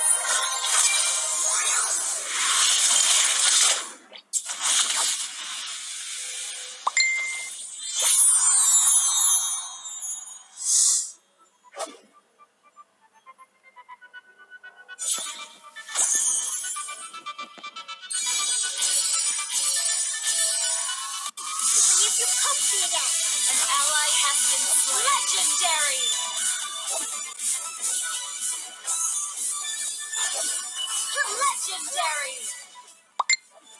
Double kill. Our turret has been destroyed. Legendary. Quest double kill. Legendary. Double kill.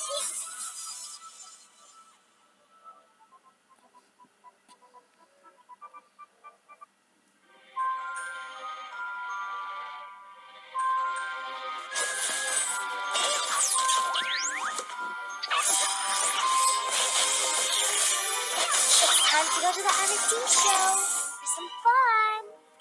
We can be good friends indeed. You know, magic will deeply connect us all. Come on, let's play some games, please. First blood. Double kill. Triple kill. Mega kill. Monster kill. Shut down. Legendary. Double kill. Has been destroyed. Maniac.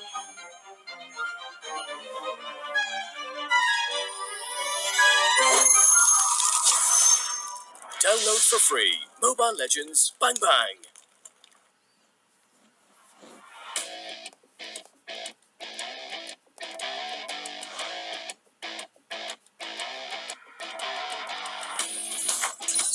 Still swords run deep.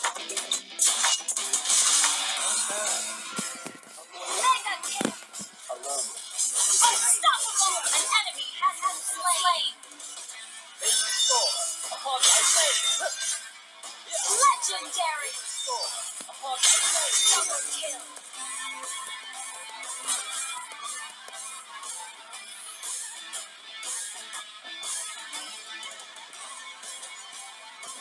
Excellent. Legendary. An ally has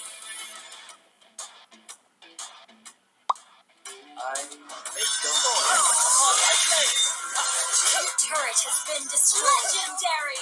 Double quest backup.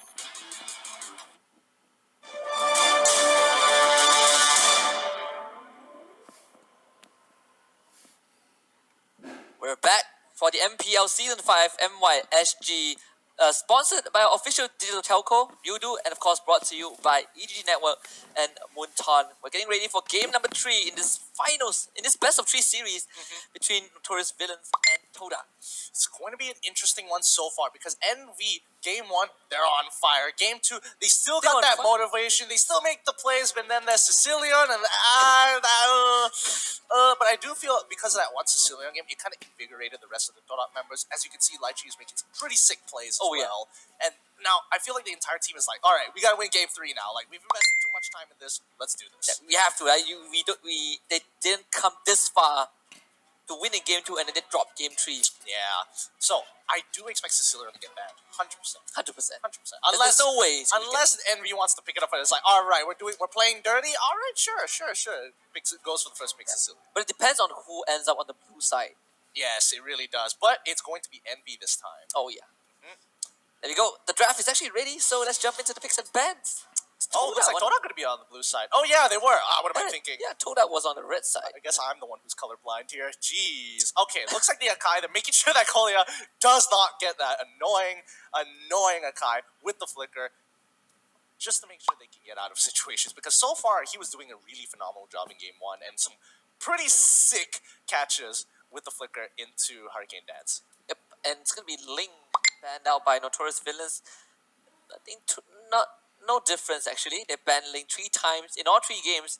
I wonder if they still go for the far side ban, because if Toda, Don't do it. they can just let Sicilian through and be like, you know what, we're gonna pick Sicilian. Looks like Toda wants to get rid of that carry.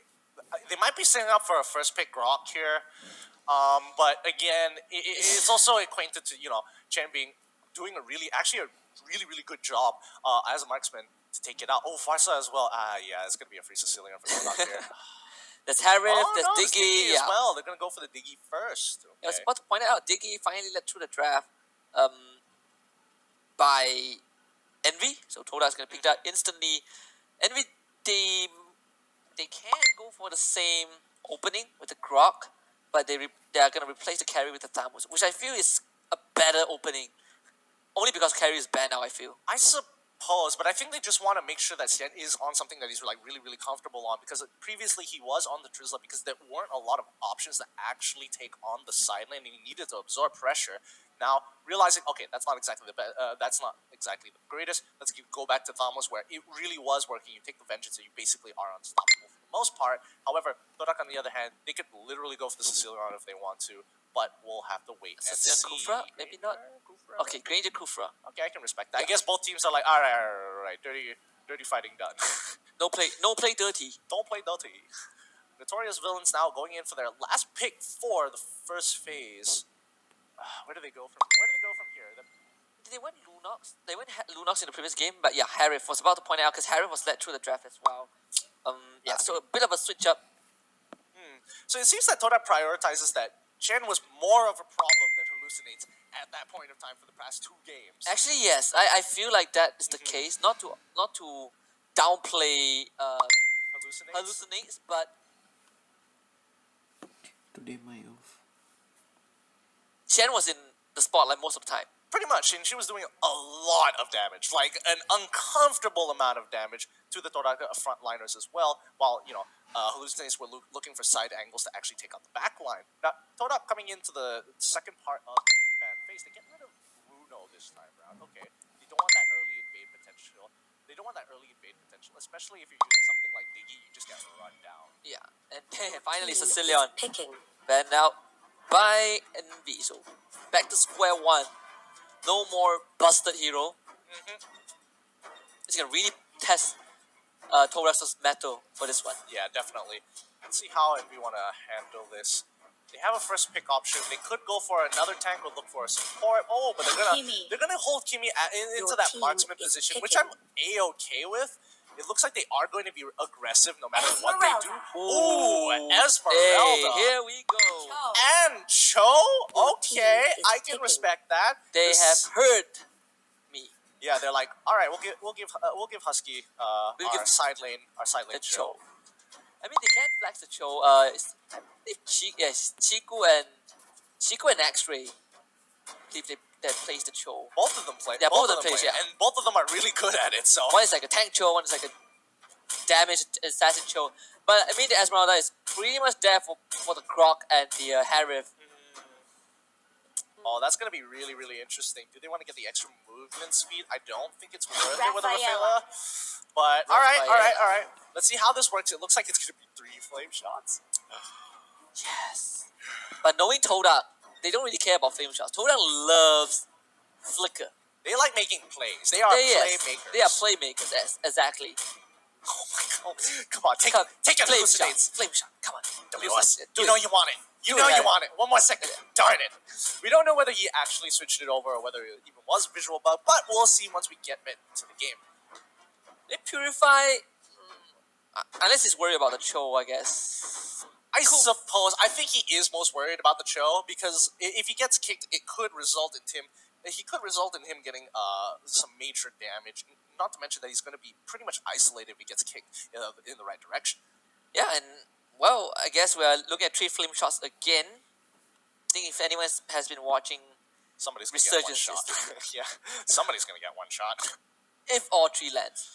But what I mean, if you look back at yesterday's VODs between RG against Siren, where the first one happened, one of the extra factors was also the Diggy auto alarm bomb. But the game is actually ready, so let's jump right in. Game number 3, let's see if Toda can bounce back from yesterday, or will NV open things up with a win.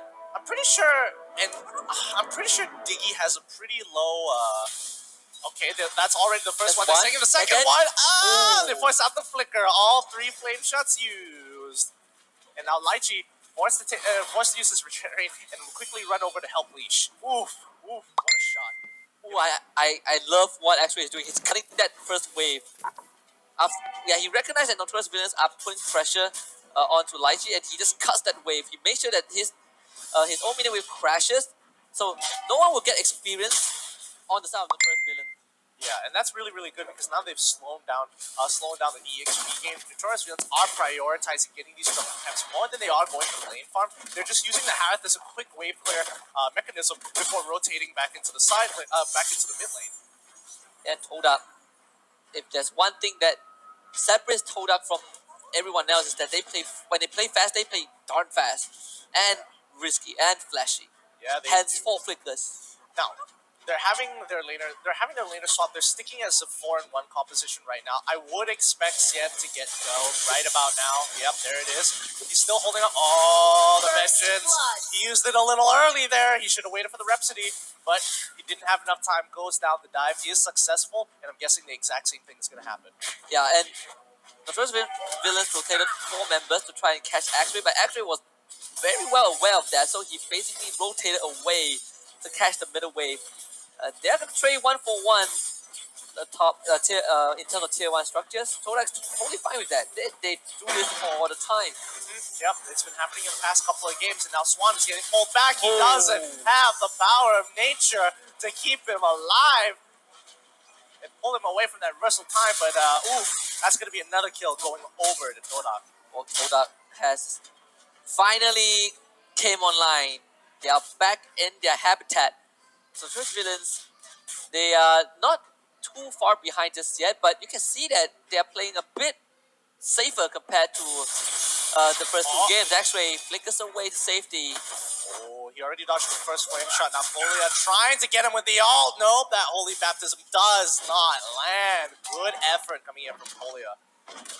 Yep, Choja's notorious for being able to get himself out of this kind of sticky situation. So, first villains, they have to find another way, have to find another avenue to crack open Todak. Turtle coming up in 10 seconds, and I think for now, looking at the state of the map, Turtle Soldiers didn't have more control, soon. but to see Lychee that did steal the buff, I don't think he did.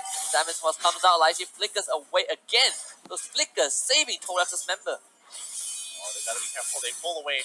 They pull away to the left side. Moon, he doesn't want to get too involved in this. I mean, he could, but is it worth it? He's already taken quite a bit of damage. The Holy Baptism does go through. He has to flicker on out of there. Oh, good attempt. Pretty weird for him to stay there so long, but oh, Tyrant's Rage. It's gonna be X-Ray picking out that first kill. Swan trying to get away as well, but wait, the dragon pushes him as Savage Moth! Oh, look at Hallucinate. It's going to start raining those damage in. 1, 2, 3, they fall like flies. Notorious Villains. They turn an unfavorable situation in their favor. Chico gotta get away from that. Lychee jumps back in with Time's Revenge. Not able to convert that into any kill, and NV take that tier 1 mid. Ooh, what a rotation coming into Notorious Villains. What looked like a losing fight for Notorious Villains turned out to be pretty good, and now they net themselves a free turtle. Yeah, and Hallucinate basically dropped his ultimate on top of the entire Todak team, so he's like, alright, let's roll in my territory. Like Chi and Chiku, they found Xian. Xian's not gonna get off this one, so they punish him by killing him off. You gotta be careful here. They can't get pushed too far. Time will so onto Hallucinates. He's got the turtle buff, and he's gonna be absolutely insane now. He should take this fight. This is very free as Hallucinates goes absolutely insane. Nunas tries to save the team with that time dirty, but it ain't gonna be enough. Swan's gonna be first to fall. Colia right behind him. Still okay. At least they traded one back. But Jen is still putting that work into that structure. Oh, wait a minute, Moon. Moon is dead. Oh man, Feels bad. slightly unfortunate situation. But Hallucinate getting pretty huge, and well, we talk about how Chen is taking the spotlight, and Hallucinate was a part of that. Yep. One or the other usually is going to take the spotlight, while the rest is looking to do a side objective or something important to them. Lychee actually whips it, but he does get the initial hit onto Colia. Oh, the last shot actually did not hit onto Colia. Luna's going to go down as well. Killing spree for Hallucinates, but good attempt from Todak though. That was almost a 300 IQ flank coming in from both Jiku and as well as Lychee. They were on the same page. However, that last hit of the Destinata did not actually connect, and unfortunately, Nunas had to pay the price for it. Yeah, I think they have to retreat right now. Nunas going to lose his life. No, not like this. Come on. No. This is bullying. Don't do that to Bird. Oh man, that poor guy. That breaks my heart a little bit. I'm not gonna lie. Now, and be right on top of Court Guardian. This is competition, so it has to be the way it has to be. Get out. Like, now. Wow, I'm surprised that actually Jen is getting a lot of structural damage. Oh, no. She's getting attacked on the top side of the map and has gone down. She is slain. Yep, Toa definitely needed that. They get Oracle onto Swan. Surprisingly, Toda they're only 2k behind. Turtles can be started up by Notorious Villain. Toda definitely looking to contest without Chen. And Envy, they will pull back immediately. Oh, this is gonna be sweaty. Gotta be super careful here. Lychee though, a bit far forward. Chen can jump onto him alongside Swan with Power of Nature. But Toda, they have to be on the same page to secure that turtle. And oh no! Xian steals the turtle away! Envy would look to turn things around. Lychee already taken out by the Thamus. Toda, they gotta run right now. Hallucinate. Drop the Diamond Falls on top of Nanas. Nanas will be making the Pineapple Punch immediately by this Harif. He goes on the Mega Kill string. Moon not in a good place. Has to flicker away. Chico uses his flicker to get to safety. Towards Villains. Oh man, they steal the turtle and they take 2 kills.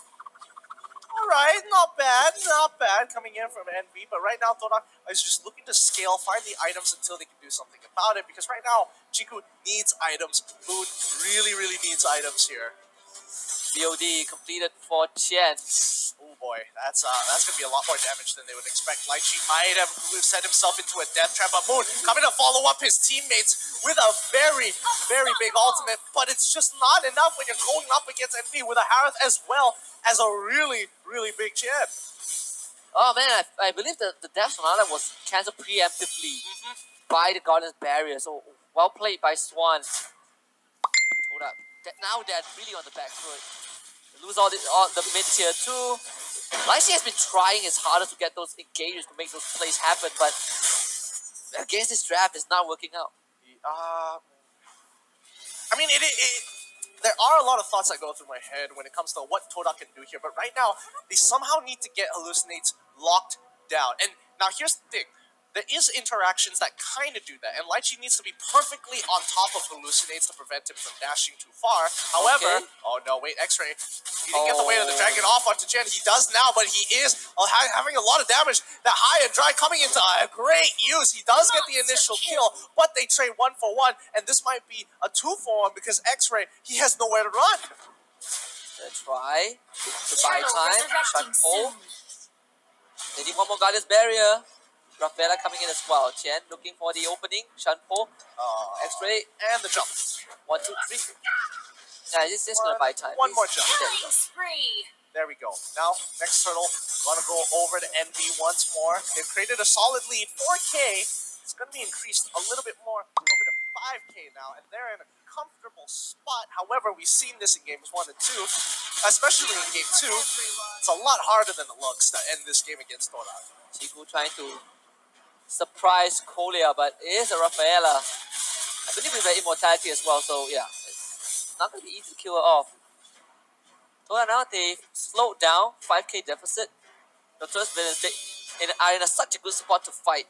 Lychee he can look for a flank, but oh far away from my his team. god. Wait, keep your eyes, because they're trying to set this up. Yes, everybody is There we go. going there. They're It's here. a big flag. Moon, they found Kolia. What a pushback with the flame shot, but they still get a knock on. Hallucinate is there, they need to kill Hallucinate.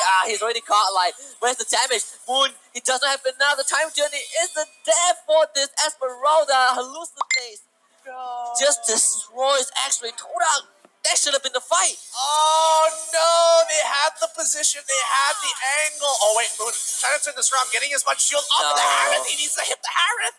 Oh no, he goes down. There's just not enough damage.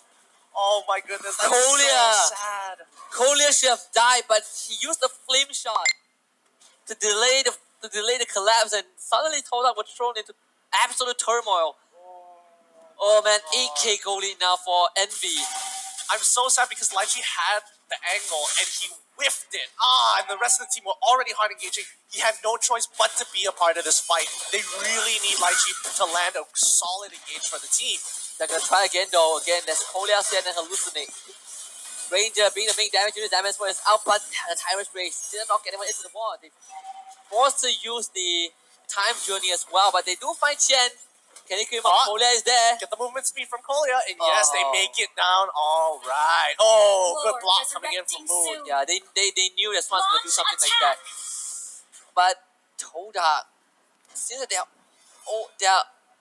almost constantly just just a bit more. They need just a bit more. Yeah, and it doesn't reflect it too much in the goal differential, how much they're trying to set up for a play, which I think is really, really good. They are setting up for some impressive plays. However, if it doesn't work out, there are consequences. And Yasian does actually go for the belt. Oof, that's going to be a lot of damage.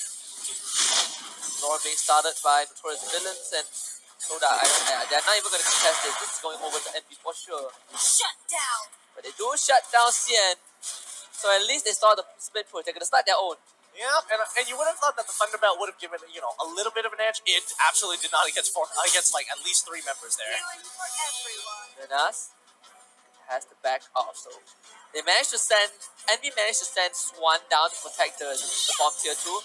So all Toda got was Cien for price of a Lord and no structures at all. Yep. Still a win for Envy. All right, Nicholas Duran's bought by Kolia. Okay, rather interesting. The person that they're most worried about healing from is probably the Granger as well as the Esmeralda, kinda.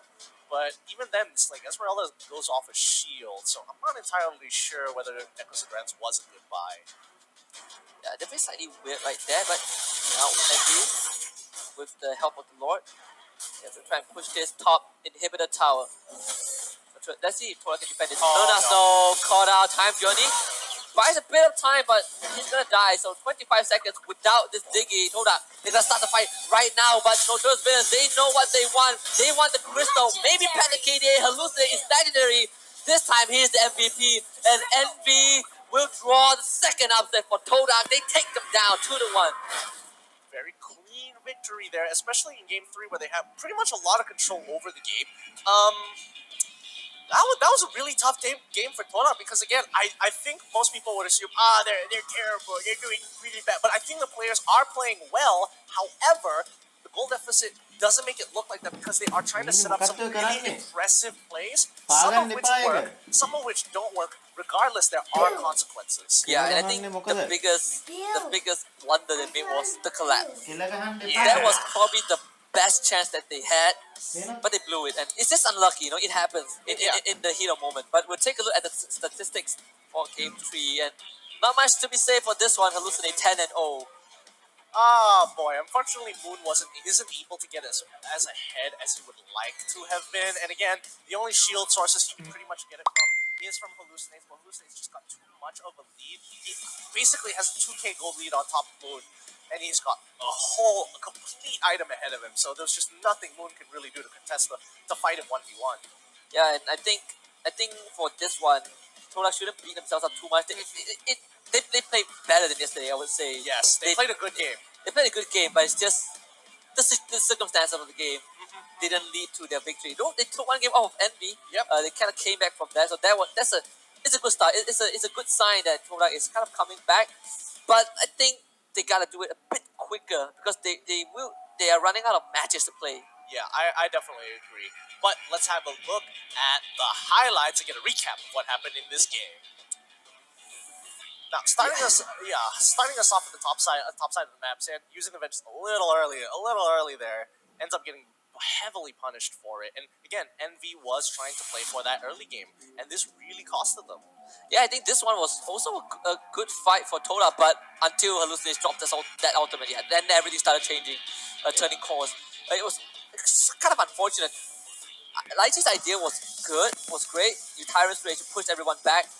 The only problem was that there was no wall, so that extra bit of crowd control would have made a big difference in that fight. And I think after that mid lane fight where Hallucinate kind of turned the fight around, he got out of control.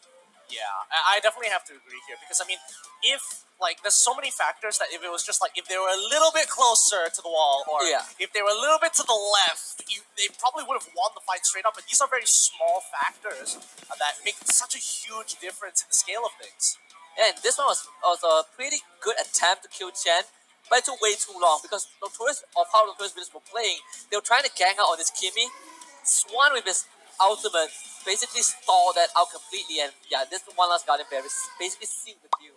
I wonder if they see the Death Sonata. Yeah, Chiku messed up here. He walked up where he shouldn't have. He basically rolled roll to his grave. The first 2 rolls were fine. The But third the third roll one- was like, okay, that was a bit questionable, and then he walked for it, and it's like, nah, that's really, really bad. Yeah, he rolled for it and he was like, hey, I got a flicker. Unfortunate indeed. So far, showed up not having the best week so far, but next week it might get better for them. But congratulations to MVGG, well played to them, coming out 2-1 with, very happy point. Yeah, and I think we did ask each other the question, where does Envy stand? But I think they're in a pretty good spot so far. I mean, they're After- looking hot now. We'll have to see about consistency. Talk about consistency here. Let's look at those game codes right now. There we go. The one thing consistent about this show, other than pauses, are codes. Hey, come on. Come on, you gotta cut some cheese on stacks, yeah. No, I don't even think it's production's fault. I do think it's like one of the players Yeah. like for an obnoxious reason. Like, But still, sorry, I was scratching my forehead. I had to call a pause. Can you imagine if that was some of the reasons? I'd be so pissed. I would love to know.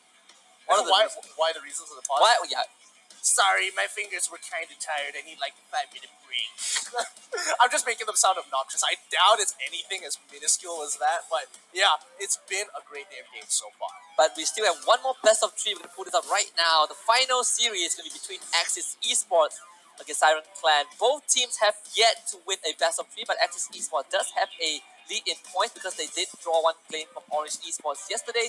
But we'll see how they fare later on after the break. And do remember, MPL NYSG Season 5 is brought to you by our official digital telco sponsor, Udo, and of course, presented to you by EG Network and Moontrip. We'll be right back.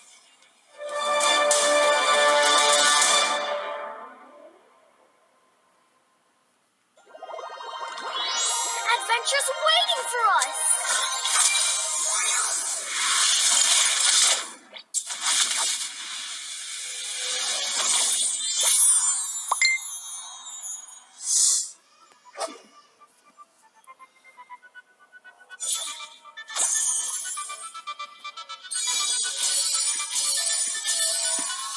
Bring us your puppy again. An ally has been slain. Legendary.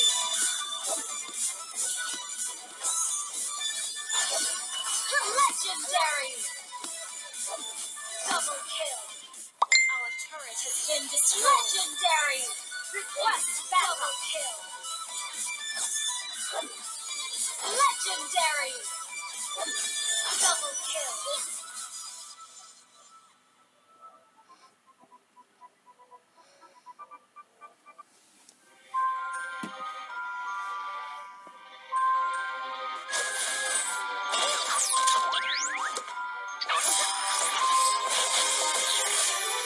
It's time to go to the MSG show for some fun. We can be good friends.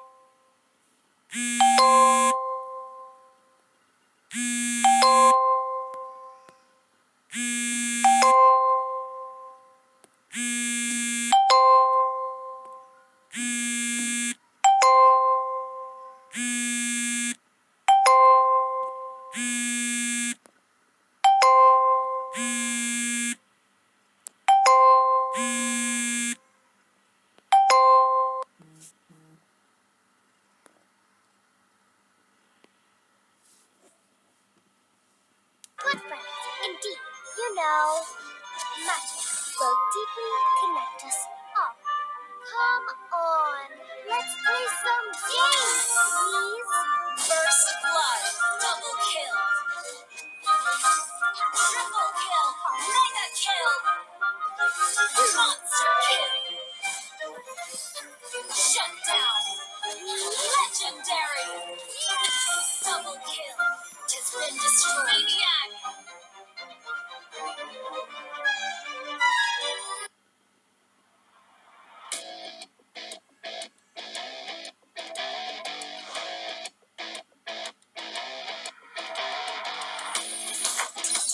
Still swords run deep. Mega kill. Unstoppable. An enemy has been slain. Legendary. Double kill.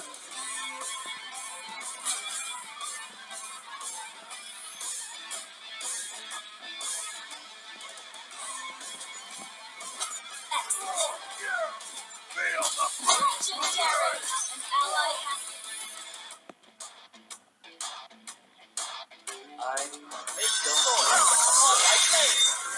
Your turret has been destroyed. Legendary.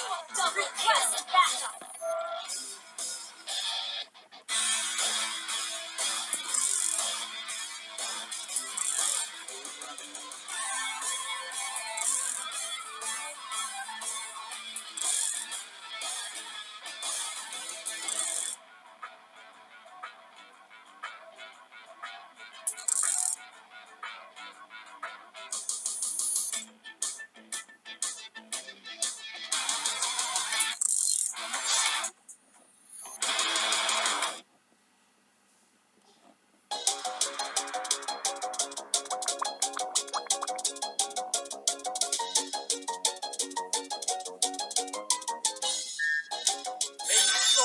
Upon my blade!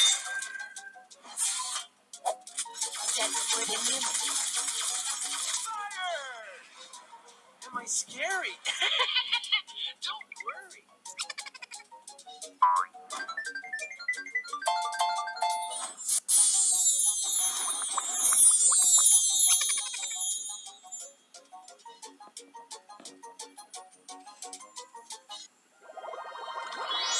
Adventure's waiting for us.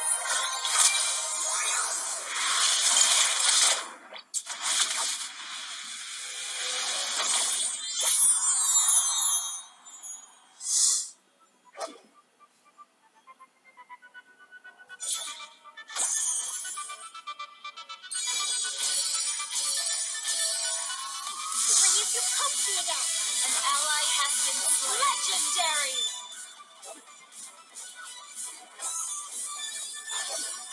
Legendary. Double kill. Our turret has been destroyed. Legendary. Request double kill. Legendary. Double kill.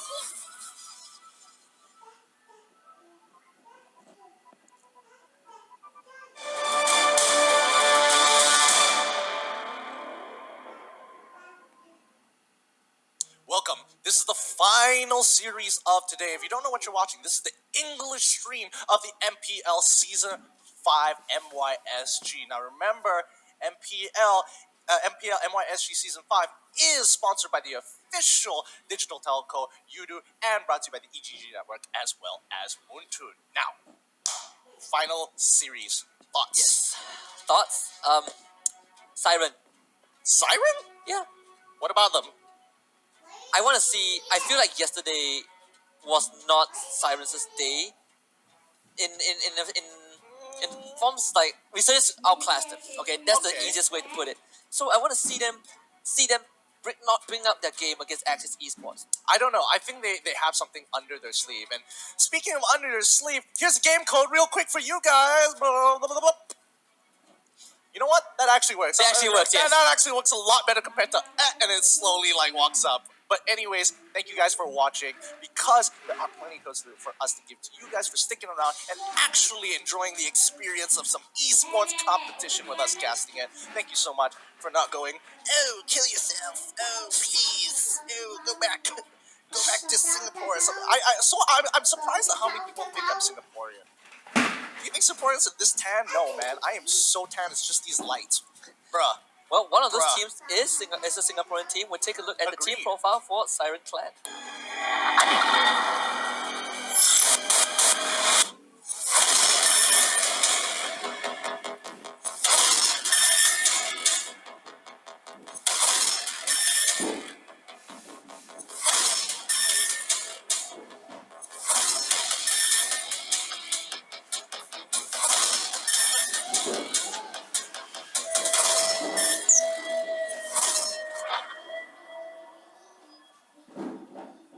I just love this pose so much. This pose This- alone just gives me it's a feels It's bad a for the feels single bad. guys, but man, it's just so funny to watch it actually happen.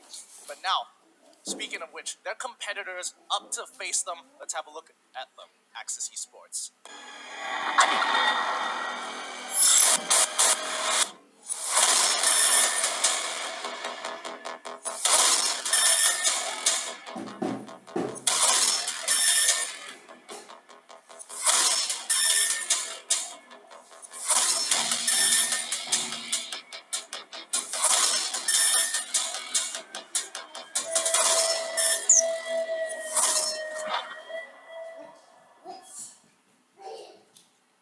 I was just reminded of the importance of this series because Baba Yaga did send a message to Long saying that he's the best Chinese ML player at the start of today. Oh, oh boy.